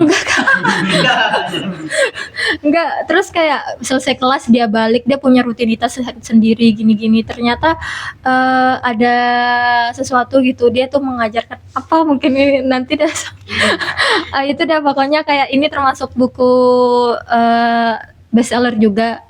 Jadi nanti mungkin teman-teman mungkin bisa bantu cari insight-nya. Yang saya baru baca emang yang benar-benar Become Be Happy itu. Tapi ternyata setelah saya baca buku ini saya nggak tenang. Belum dapat tenangnya gitu. Dan cuma jadi referensi aja. Sekian, terima kasih. Baik. Solusinya agak keliru. Apa Kalau mau tuh? tenang, punya banyak uang. Nah, itu memang Relate banget. itu mungkin praktis ya. Kalau ini mungkin dia cuma ini. Baik, terima kasih Kak Pia, luar biasa. Apalagi ini first time-nya datang ke teman baca, kemudian langsung ikut program dan langsung bisa sharing apa yang sedang dirasakan, apalagi sedang berada di fase-fase akhir dunia mahasiswa ya. Jadi butuh banyak penyemangat. Yang membuat lu tidak tenang sebetulnya karena Apa? belum selesai. Iya. Iyalah. Jadi butuh support system. Nah, salah satunya kalau butuh support system harus sering-sering main ke teman baca dan Ini apa sorry? Hukum ekonomi syariah. biasa. Mungkin next time kita bisa berbicara tentang jurusannya kali ya, untuk mendapatkan insight terkait ekonomi syariah seperti apa. Oke, terima kasih sekali lagi Kak Pia untuk bukunya, buku terkait self improvement ya. Mas kurang Enggak, bagus banget. Intinya nggak usah. Kita emang Oh ya. Santai. Kan kalau kita ketemu juga santai kan. Kan Nurul gak usah. kalian berdua aja datang. Oke teman-teman, sorry kita skip pembahasan sebelumnya. Sekarang kita lanjut lanjut di mana sekalian saya menjadi penutup untuk bincang buku ini, di mana kali ini baru banget juga saya baca tadi tentang Show Your Work ya, dari Austin. Show your work. Iya. Show your work.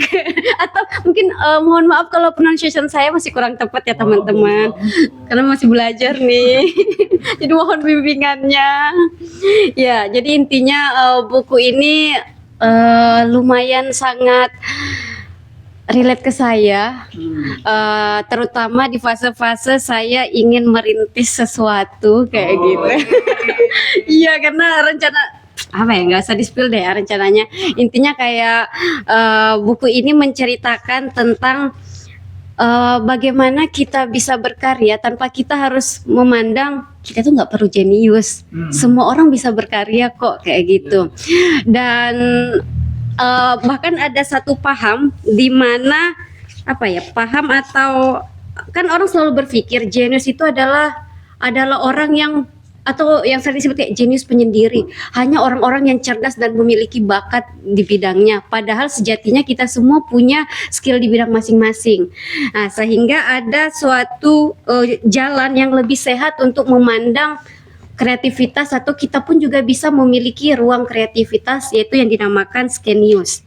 Nah, skenius ini adalah suatu pemberian ruang dalam kisah kreativitas untuk kita semua, di mana orang-orang yang tidak menganggap dirinya jenius, hal yang mereka pikirkan adalah apa yang bisa kita kontribusikan, gagasan apa yang kita miliki, hubungan sehat apa yang bisa kita jalin, dan hal-hal yang berkualitas apa yang kita bisa sharing ke orang lain.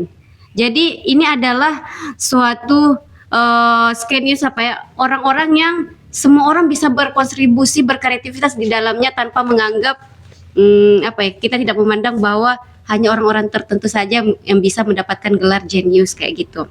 Dengan cara apa teman-teman? Jadi buku ini menceritakan berbagi terkait pikirkan proses bukan hasil. Bahwa sejatinya proses itu mengandung banyak makna.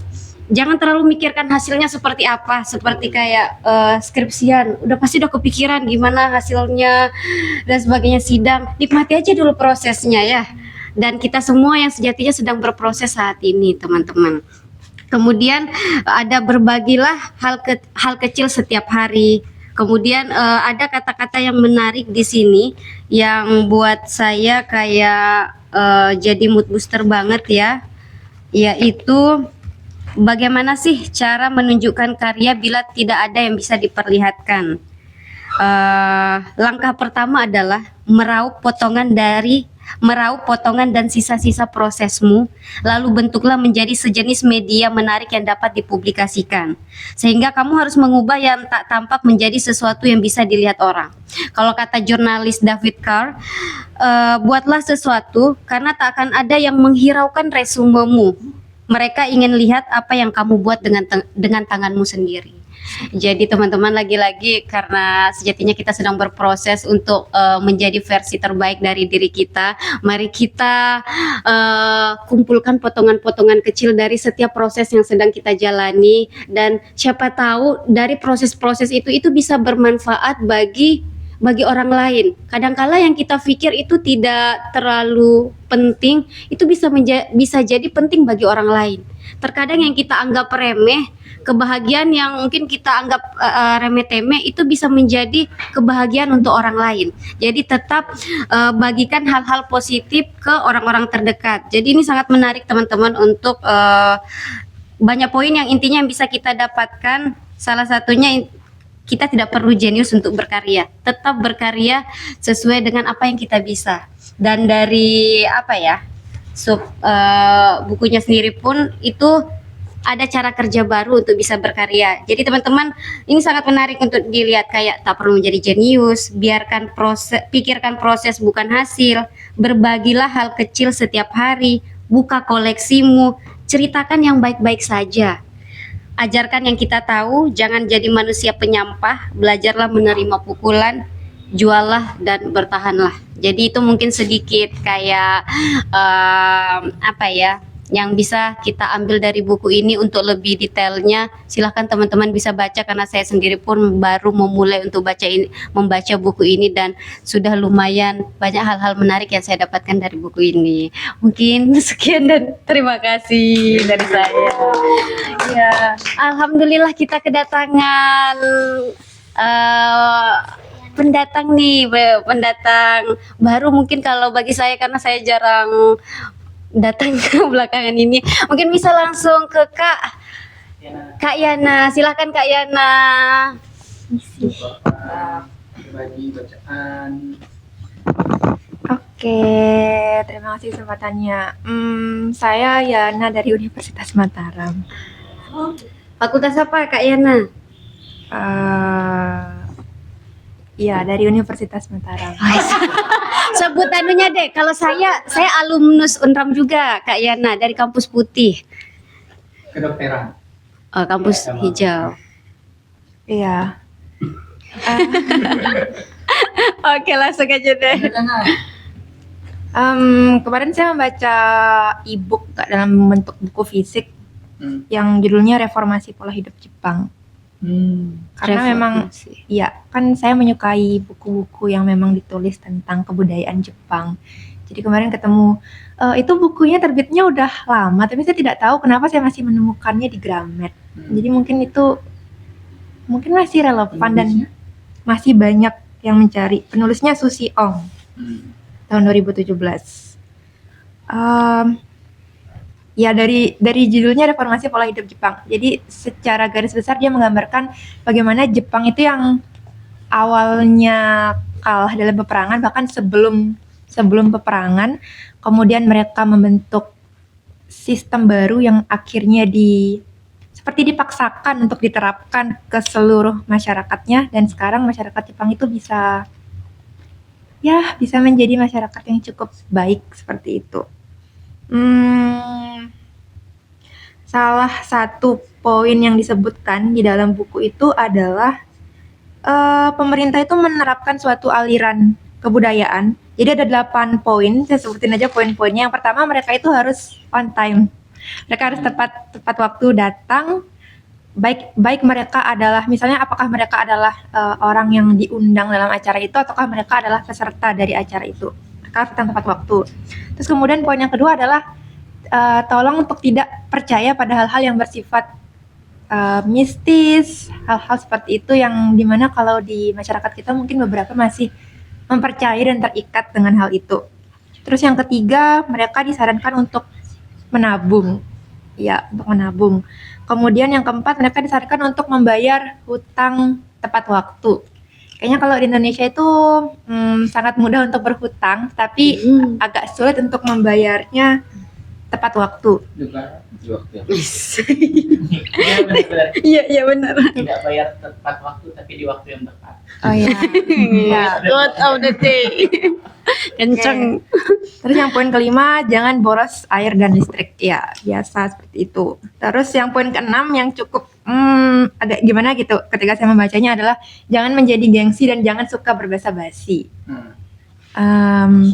Ya, jangan suka berbahasa basi. Mungkin kalau kita terapkan itu di Indonesia atau di pergaulan sehari-hari, kok orang yang tidak berbahasa basi itu terkesan dingin dan agak sulit untuk didekati, sulit untuk diajak santai menjalani kehidupan dan lain sebagainya. Tapi itulah yang diterapkan di Jepang di sana. Jadi mereka ya bicarakan hal-hal yang penting, datanglah untuk memenuhi tujuan, terus setelah itu kembalilah ke kehidupan masing-masing dan tidak menghabiskan waktu untuk membicarakan hal-hal yang memang ya tidak penting dan hanya berbahasa basi.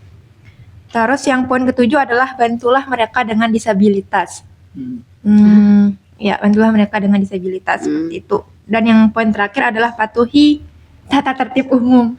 Boleh nanya nggak yang kedua terakhir, bantulah mereka dengan disabilitas. Maksudnya Orang dengan disabilitas. Tidak, orang dengan disabilitas. orang dengan disabilitas. Iya, bantulah orang dengan disabilitas. Dan patuhi tata tertib umum, itu termasuk juga patuhi tata tertib berkendara, mana yang merupakan area untuk pejalan kaki yang tidak boleh dimasuki oleh motor, lajur dan lain sebagainya, kayak gitu. Dan sebenarnya buku ini tuh cenderung mudah untuk ditangkap karena si penulisnya langsung menyebutkan poin-poin yang diperlukan. Jadi kita bisa oke, poin ini kayaknya belum saya lakukan, bisa masuk ke checklist untuk saya lakukan atau coba saya biasakan seperti itu. Kayak PowerPoint gitu ya. Seperti itu. PowerPoint-nya powernya nggak ada. Iya, seperti itu.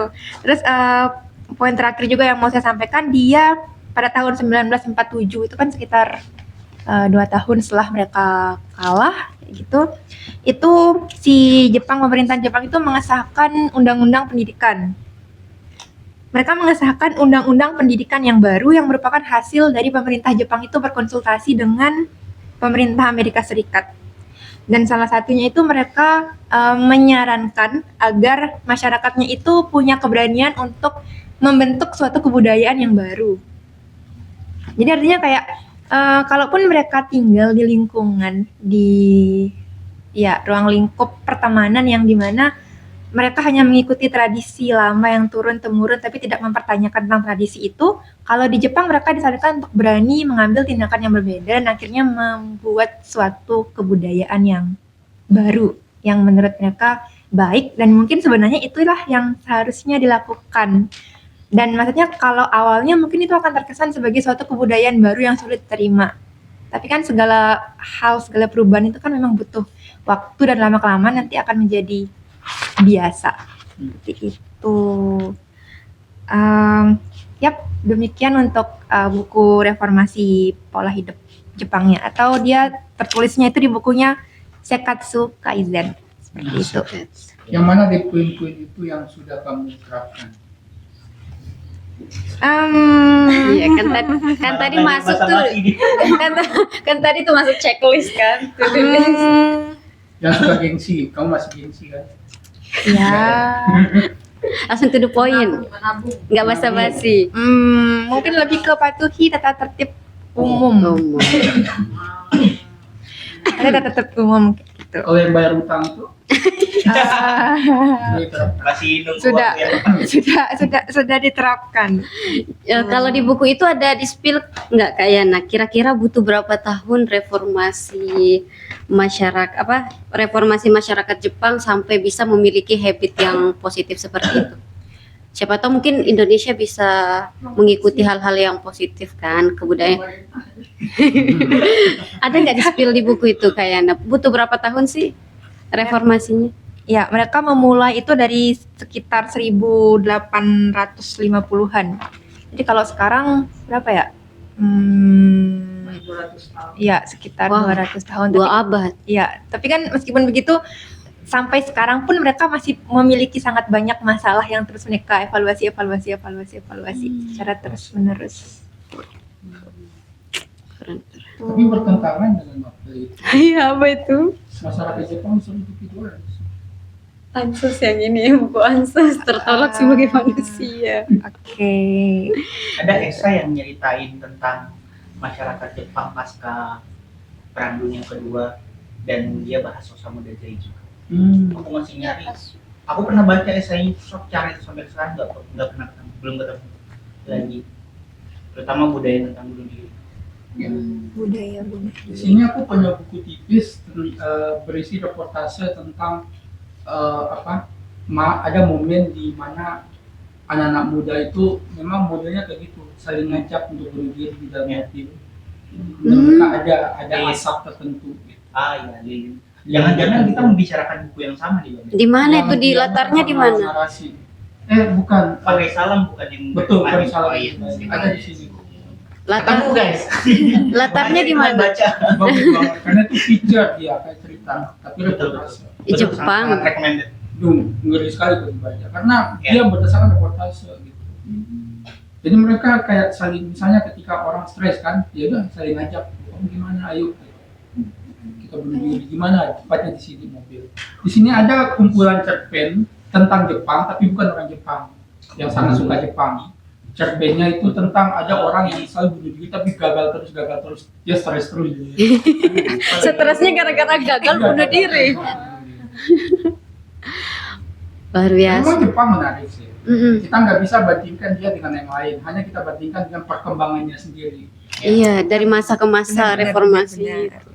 Dan sempat saya juga ada ngelihat sebelumnya kayak di pas scroll video kayak gitu, muncul salah satu selebgram Indonesia yang stay di sana.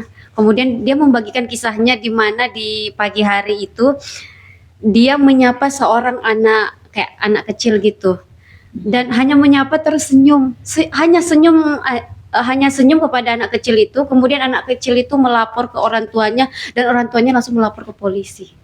Kayak saking mungkin itu ya, mereka sangat menerapkan yang nggak usah basa-basi, kayak udah nggak, bahkan senyum pun itu dianggap bahkan kayak pelanggaran kayak gitu. Jadi sampai kayak beliau speak up di media sosial, ini istri saya sedang memperjuangkan saya di kantor polisi hanya karena saya senyum kepada tetangga saya dan itu anak kecil. Dan itu bagi mereka adalah suatu hal yang tabu, mungkin ya, hal yang asing. Tadi yang menyebut soal mereka konsultasi ke Amerika, tapi itu benar apa tidak. Tapi intinya sih kalau dalam lapangan teknologi Jepang itu sering disebut sebagai murid terbaiknya Eropa dan Amerika. Tapi menariknya adalah ketika mereka sudah belajar dari guru mereka, gurunya kemudian diusir dan mereka mengembangkan sendiri teknologi. Oh, Ini aku boleh nambahin sedikit. Ya. silakan silakan. Menarik soal reformasi Mm-mm. kebudayaan ya, reformasi kebudayaan Jepang itu karena sebenarnya Tokyo itu atau sebelumnya kan disebut sebagai Edo, Mm-mm. kota itu tuh dia sempat hampir hancur secara ekologi sebelum kolonialisme terjadi. Jadi kotanya kan berkembang dengan sangat pesat waktu Cepat. itu. Terus mereka motong sampai mereka akhirnya kekurangan kayu untuk bangun rumah. Terus pemimpinnya waktu itu masih Tokugawa, kalau nggak salah Tokugawa Ieyasu. Terus dia bikin kebijakan melarang perdagangan internasional, melarang untuk datang itu untuk memaksa masyarakat Jepang supaya memproduksi memproduksi barang-barang kebutuhan di dalam negara sendiri di internal. Tapi itu masih jauh sebelum ini dan hasilnya tuh katanya itu kota yang kolaps tapi bangkit lagi gitu. Dia betul-betul hampir kolaps tapi bangkit lagi gara-gara dictatorship. Tapi ini tanggapan kritis ya. Aku secara subjektif, secara pribadi agak bermasalah dengan buku-buku, ya maaf maksudnya buku-buku pengembangan diri kayak gini gitu. Dari manapun dia, karena dia banyak yang mereduksi banyak hal soal sejarah dan segala macam. Soal Jepang, menurutku Jepang juga perlu dikritik dalam banyak hal. Iya. Kayak gitu, soal stres orang tua Iya, itu. benar. Iya. Individualismenya di sana tinggi sekali. Tinggi sekali. Kita di sini justru yang berpotensi justru hidup bahagia Iya benar. di Indonesia. Karena kan minum harus dilaporkan. Di sana itu di Jepang itu kan coba lihat sekarang orang-orang tua mati seorang diri. Iya, lansia. Itu individualisme yang nggak bisa bertentangan. Cuma memang di mana-mana buku pengembangan diri sering bermasalah di sini. Ah, Ya, Karena dia sebetulnya justru menyenangkan pembaca yang pengen yang mudahnya saja. menginginkan iya. poin yang dicari. Padahal kalau kalian belajar sejarah Jepang itu juga, Wah. di sana juga ada pertarungan yang kiri kanan ada juga. Di sini ada novel judulnya Kobayashi Takeshi Kanikosen gitu, sebuah revolusi. Jadi dulu ada pertarungan antara yang aku harus nyebutnya aliran kiri dan kanan itu juga di sana. Kayak yang sistem-sistem yang harusnya tidak kapitalis gitu kan. Dalam hal ini ya komunisme misalnya pernah bertarung di sana, pernah kuat juga. Cuman dalam sejarahnya karena kapitalisme yang menang, ya udah gitu. Sejarah-sejarah kritis seperti ini nggak pernah diajarkan ke kita, atau kita sendiri nggak mau membacanya, itu nggak penting. Kayak gitu. Ya bahkan Tapi oke nggak ada masalah, teman-teman, kita demokratis saja. iya benar. Tetap pada sisi. Ya dan banyak banget kayak sejarah-sejarah Jepang juga itu nggak diajarkan di sekolah ya, Bang, kayak masa lalu kelamnya mereka. Terus belum lagi kayak ada tradisi di negara mereka yang lansia yang di hutan. Nggak usah jauh-jauh. Jepang itu kan sangat terkait dengan sejarah kita, yaitu Jogun Ianfu. Tapi adil Jepang itu, sangat adil karena dia ada bagian adilnya, ada tidak. Jogun Ianfu mungkin teman-teman yang ya sebagai referensi saja ya. Apalagi untuk teman-teman belum tahu. Jogun Ianfu itu adalah anak remaja yang yang dijanjikan untuk sekolah di Jepang, tapi ujung-ujungnya jadi pelacur tentara Jepang. Dan setelah Jepang pergi, mereka nggak jelas nasibnya seperti apa. Nah, adilnya adalah Jepang itu sudah memberikan semacam keadilan. Ya ada organisasinya, ada.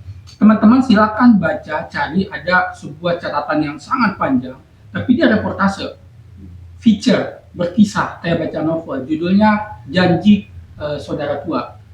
Saya nangis baca itu.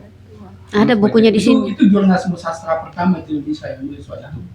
Itu perjuangan ada seorang mantan Jogun Ianfu Memperjuangkan. menuntut keadilan. Cuman bagian tidak adilnya, sejarah Jugun Yanfu ini tidak diajarkan di dalam pelajaran sejarah Pelajaran Jepang. sejarah di sekolah. Alasannya adalah karena mereka takut Iya. itu justru akan membuat mental anak mudanya itu menjadi down, itu kita ternyata pernah. Jadi sebenarnya banyak sejarah-sejarah yang disembunyikan ya Bang ya, dan tidak diajarkan kembali dengan apa ya, pertimbangan itu bisa membahayakan mental anak-anak di sekolah. Tapi itu menarik karena Mm-mm. Jugun Yanfu itu di sejarah Indo juga kan kita tidak dibahas secara rinci ya, Betul. sangat sekilas gitu. Tapi kalau misalnya di Korea sama di Cina, Mm-mm. Jugun Yanfu itu salah satu topik utama. Iya. Oh, dikrit- Sentimen anti Jepang kalau di Cina dan Korea, sentimen anti Jepang itu munculnya tuh dari situ tuh awal-awalnya. Jadi bukan maksud saya awal-awalnya itu kayak anak-anak tuh mulai paham bahwa oh antagonisnya tuh Jepang gitu. Itu dari sejarah itu Jugun Yanfu. Karena lebih sadis lagi. Di Cina mereka melakukan eksperimen manusia. Ada buku Iya. perang di sini, judulnya apa? Perawan Perawan remaja dalam tentara militer. Di situ Militer juga Jepang. ada kisah. Ternyata ada sisa-sisa Jugun Yanfu Mm-mm. yang kemudian dibawa ke Pulau Buru dan bertahun-tahun nggak ada jejaknya, dan dia kemudian diperistri sama ketua apa namanya adatnya dan nah, itu di Tokoh-tokoh. begitu zaman Iya. pernah baca ya. Luar biasa ya teman-teman. Terkait Jepang dan negara-negara lain memang nggak akan ada habisnya. Bahkan yang awalnya tadi pembahasannya terkait reformasi masyarakat Jepang sampai ke historinya, ke sejarahnya. Memang kalau berbicara terkait sejarah itu memang nggak ada habisnya untuk kita bahas, dan memang sangat menarik karena ini juga bisa menambah informasi dan pengetahuan kita kayak gitu, wawasan kita yang bisa lebih luas lah. Unik ya, yang ini bicara apa namanya soal optimisme. Iya. Yang ini justru membuatkan Wah, luar biasa. baca itu deh. Oke, gimana teman-teman? Luar biasa. Belum ya. Pokoknya kalau nggak subuh nggak clear. Generasi Z ini gimana soal Jepang? Masih ingetan. Iya, Ibu. ibu nih. Kenapa kamu suka Jepang? Aku juga Jepang Iya. menarik sih Jepang. Apanya menarik? Sejarah. Kita perlu dari berbagai perspektif. Iya, benar. Enggak, kalau saya tahu Jepang itu sebenarnya gara-gara IPS. Yang Pelajaran IPS di sekolah. kemerdekaan kelas 4 baru saya tertarik, Hmm. wah Jepang menjajah gitu. Maka kita Yang berapa tahun? apakah kita bisa menjajah Jepang gitu. Awalnya Apa? saya berpikir seperti itu gitu. Tapi alih-alih saya berpikir apakah kita bisa menjajah Jepang, saya mikirnya aduh ternyata anime seru juga karena saya juga lagi nyari-nyari anime gitu. Masya. Dari situ saya suka Jepang dari anime. Hmm. Terus ternyata pop-up Jepang juga bagus. Tapi aku Mhm. lagi ya sedikit ya. Aku merasa unik tadi, aku pikir Jepang di mata negara Asia lain gitu. Iya. Di media Korea, maksudnya kayak film drama Korea atau sekarang ada komik kan dari Korea juga. Jepang itu muncul selalu sebagai antagonis, nggak pernah dia muncul sebagai protagonis. Iya, drakor ya. Hampir semua tuh. Jadi kayak ada memori kolektif yang dirawat. Berbeda seperti Indonesia kan kita mencoba untuk menghapus sejarah ya. Iya. Kita mengganti. Mengagung-agungkan. Tapi mereka tuh ada memori kolektif yang mereka rawat gitu. Sampai ada lucunya kemarin itu ada satu series komik dari Korea, judulnya Solo Leveling. Tahu? Iya. Solo Leveling itu sangat Sung Ji-woo sangat meledak waktu itu, gitu kan. Iya. Meledak. Direproduksi menjadi anime gitu, menjadi series anime. Tapi yang reproduksi itu Jepang. Di mana di dalam komik itu Oh ya, maaf. ada tokoh Jepang yang muncul sebagai antagonis. Dan itu tuh itu ada ketakutan tersendiri gitu. Aku baca Iya, wawancaranya yang bikin anime gitu. Heeh. Tapi memang ada ketakutan itu gitu. Ini gimana nih kita mau bikin anime di Jepang, tapi ceritanya dari Korea, tapi si karakter antagonis ini Adalah ada orang orang Jepang muncul sebagai karakter antagonis gitu. Dan itu panjang lah perdebatannya, dan memang akhirnya membuat ya sama di Jepang juga jadi perdebatan karena itu ada tensi memori kolektif. Iya, benar-benar. Mungkin itu sih. Tapi saya tahu soal tadi tuh yang Bang Ariel apa namanya? Orang-orang Jepang itu nggak tahu soal apa tadi? Jugunianfu. Ya itu, ya itu saya tahunya bukan karena saya baca sejarah atau apa, tapi saya tahu dari karya-karya Jepang atau kayak komik, Haimiko, kayak gitu-gitu. Kayak ada beberapa diselipkan kalau mereka itu merasa sangat sakiti gitu dengan apa namanya, ada bom atom itu. Padahal kan mereka sedang menjajah juga kan sebelumnya, ya kan? Nah itu ternyata tidak diketahui oleh anak-anak Jepang, dan itu saya tahunya dari komik. Itu sih yang terlihat jadinya kan kayak bahkan karya fiksi pun itu ada kaitannya dengan sejarah-sejarah mereka gitu. Ya. Itu sih. Kayak Godzilla, teman tahu kan? Monster utama di film-film Jepang itu Godzilla itu kan dia muncul sebagai reaksi atau coping mekanisme dari kejatuhan bom nuklir. Karena Godzilla itu lahir sebagai monster yang termutasi gara-gara kena bom nuklir. Makanya Godzilla itu menjadi sebenarnya ancaman Godzilla itu adalah representasi dari ketakutan akan bom nuklir. Begitu. Kamu baru nonton film apa? The Fire Girl itu cerita juga. Iya. Itu Ghibli ya. Memang Ghibli itu ya? Iya gitu. Ghibli kayak. Artnya Ghibli banget. Ghibli.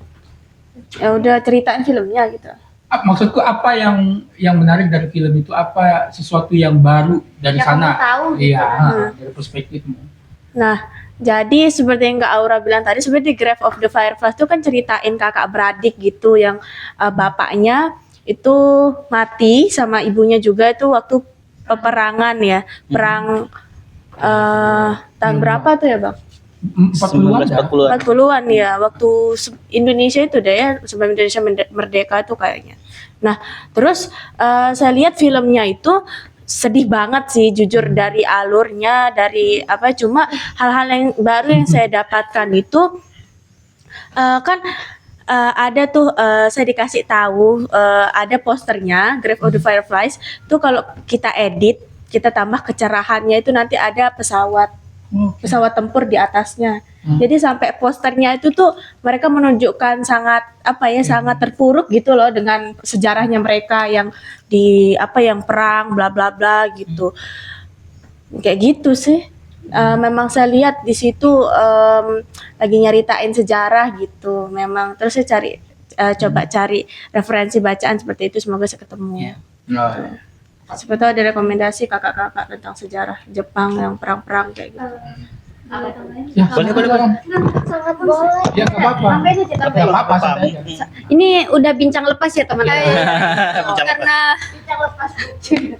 Karena ngomong tentang Jepang ya, kalau saya sih pertama kali tahu tentang ini bicara Jepang di masa lalu ya, kalau saya langsung terbesit pikiran saya tuh, saya kan pembaca Quora ya, kalau teman-teman tahu aplikasi itu yang nulis itu. Dan saya pertama di sana itu pas awal-awal baca Quora langsung muncul tentang Jepang itu tentang Sada Abe. Dia itu seorang pelacur Jepang. Dia itu tumbuh di lingkungan dari kecil, emang itu masa-masa perang. Pokoknya dia tuh memang dari kecil, dari rumah satu ke rumah yang lainnya, sampai dia terkena HIV. Dan itu pokoknya kisahnya si Sada Abe ini benar-benar terkenal banget, dan ada filmnya, ada banyak yang bikin artikel juga tentang dia. Momen puncaknya si Sada Abe ini ketemu cowok itu dia tuh udah punya istri, dan dia tuh kayak pokoknya di sana itu tentang kayak seksual pokoknya yang harassment juga di seksualnya gitu-gitu. Akhirnya sampai dia itu kayak membunuh si cowoknya itu dengan cara Maaf, ini boleh? Nggak Boleh, apa-apa. boleh. Saya dengan cara kayak dia tuh kayak memotong bagian cowok gitu, dan dia itu kayak Yang vitalnya gitu. Iya, dan setelah itu dia bawa kemana-mana itu, dan itu benar-benar ini di media Jepang dulu sampai benar-benar kayak, dan dia bawa lari kemana-mana, dia nggak berusaha lari dari polisi dan apa, dan dia ditangkap itu dengan masih megang itu, saking dia benar-benar terobsesinya sama itu gitu. Ternyata kita mengira kan dari kejahatan yang dia lakuin bakal dihukuman mati atau apa, ternyata enggak. Hukum Jepang kemarin tuh bebasin dia karena dia nggak dianggap sakit jiwa gitu. Ya, ya. Karena ada faktor kejiwaan. Iya, dan dia kembali lagi menjadi pelacur dan dia meninggal umur berapa mungkin gitu. Dan mungkin teman-teman nanti bisa cari. Dan yang kedua yang saya ingat tentang Jepang di masa lalu itu peristiwa Nanking. Dia kayak tentara Jepang itu yang memperkosa ribuan wanita. Nanking. Nanking, oh ya Nanking lagi ya Allah. Yang China itu kan. Iya, ya. Terkenal banget. Iya, sampai sekarang tuh sampai masih ada yang perdebatin ini bersalah siapa gitu. Dan banyak yang bilang oh media Jepang itu media Cina itu terlalu ini kayak korbannya nggak sebanyak itu gitu. Kan itu katanya 200.000 wanita lah semuanya gitu. Iya. Kemudian kalau tentang Jepang lagi yang oh ya, yang tadi tuh berkaitan sama yang kakaknya bilang, saya kan sering nonton ini loh, siapa sih namanya yang kuliah di Jepang? Jerome. Kak Jerome Pauline sama teman-temannya yang Jepang itu kan sempat kayak ada konten mereka dibahas. Kalian tahu nggak sih kayak Jepang itu pernah menjajah Indonesia gitu. Nah, iya. Dan ternyata mereka bilang tuh kayak enggak, kita nggak ada dibahas gitu. Mereka juga kurang tahu, sementara kita kan hampir setengah pengetahuan kita IPS sampai kita sejarah atau semuanya. Lalu Jepang gitu. Ternyata mereka tuh kayak lebih ke ini misalnya kayak tentang perang-perang dunia yang gitu gitu. Yang lain-lainnya mereka nggak terlalu ini gitu sih. Kalau untuk sekarang kan kayak Jepang kelihatannya maju banget kan, tapi yang karena kita Indonesian Golden apa? Pokoknya yang itu kita kan dapat bonus demografi. Nah, tapi mereka tuh kekurangan karena kekurangan usia produktif kan. Jadi makanya kita lihat di video-video misalnya yang tua renta masih kerja gitu-gitu, dan sampai mereka ada buat MOU.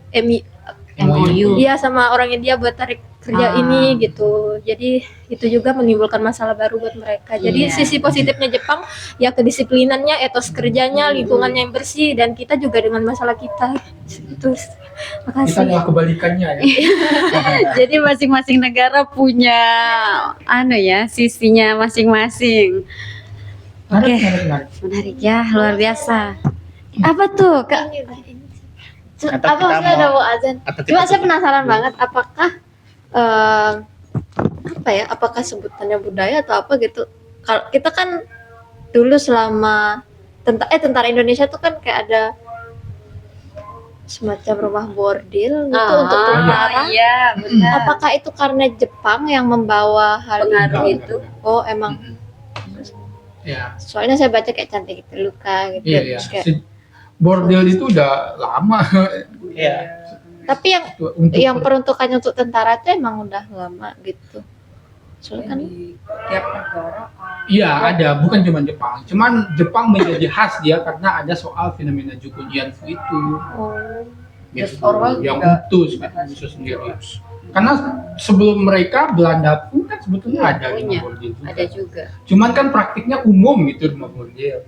Cuman Jepang ini kan menarik karena dia kayak direstui sama negara, dikirim oleh negara, dibikin programnya. Justru oh, itu negara yang anu negara Iya, iya. Disupport sama negara kayak gitu. Dikasih legal ininya betul Iya. legal. Makanya kenapa mereka tanggung jawab ngasih Kayak uang itu upah karena kan gitu. struktural sifatnya. Gitu.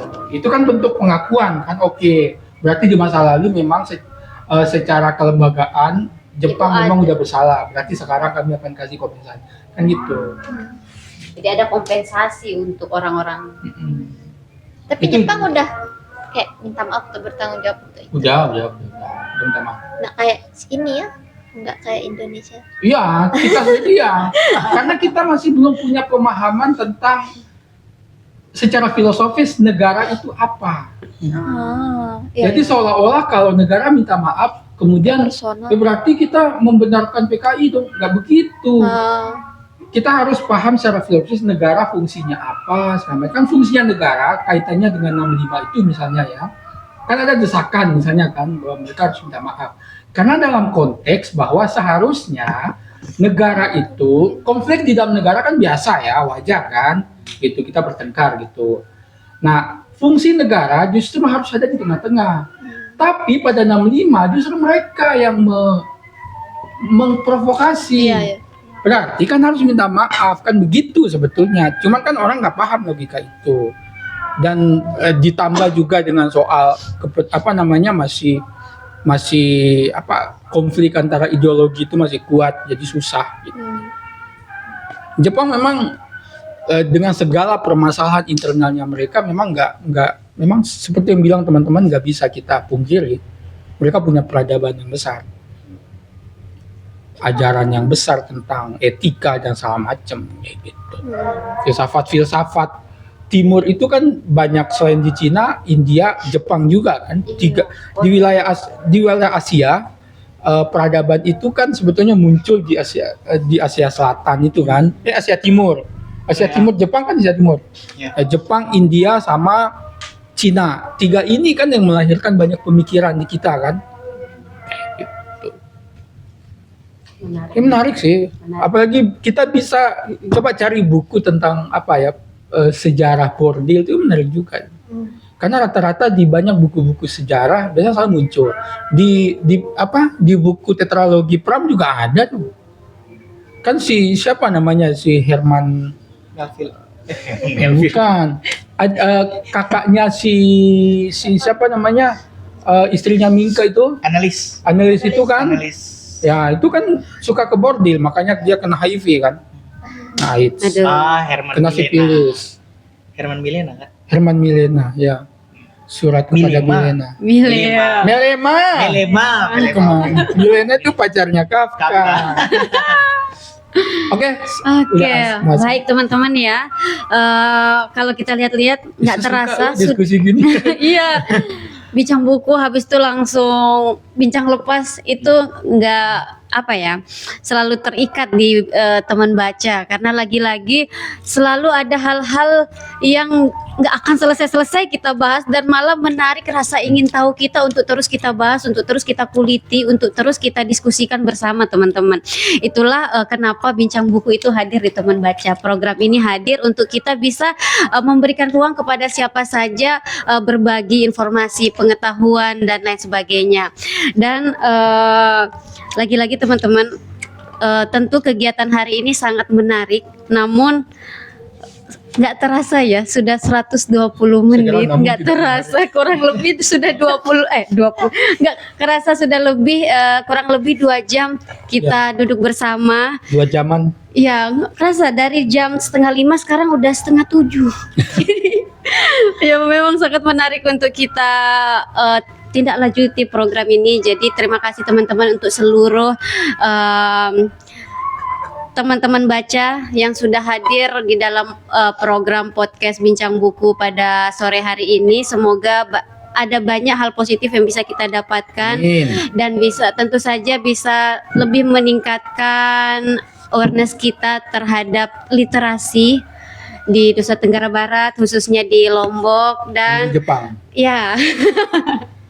Dan khususnya di negara tercinta ya, kita bisa mengajak lebih banyak pasukan untuk bisa kembali ke buku. Jadi kita cinta negara nggak cinta kita.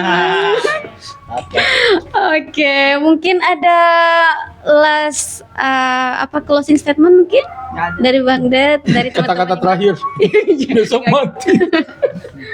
Baik, karena sudah tidak ada ya, saya selaku moderator yang memandu kegiatan podcast kita pada sore hari ini, mohon maaf jika ada salah kata. Dan semoga kita bisa bertemu di dalam podcast-podcast selanjutnya di komunitas teman baca. Sekian dan terima kasih. Assalamualaikum warahmatullahi wabarakatuh. See you. Selamat sore teman-teman semua. Ayo kita foto bareng.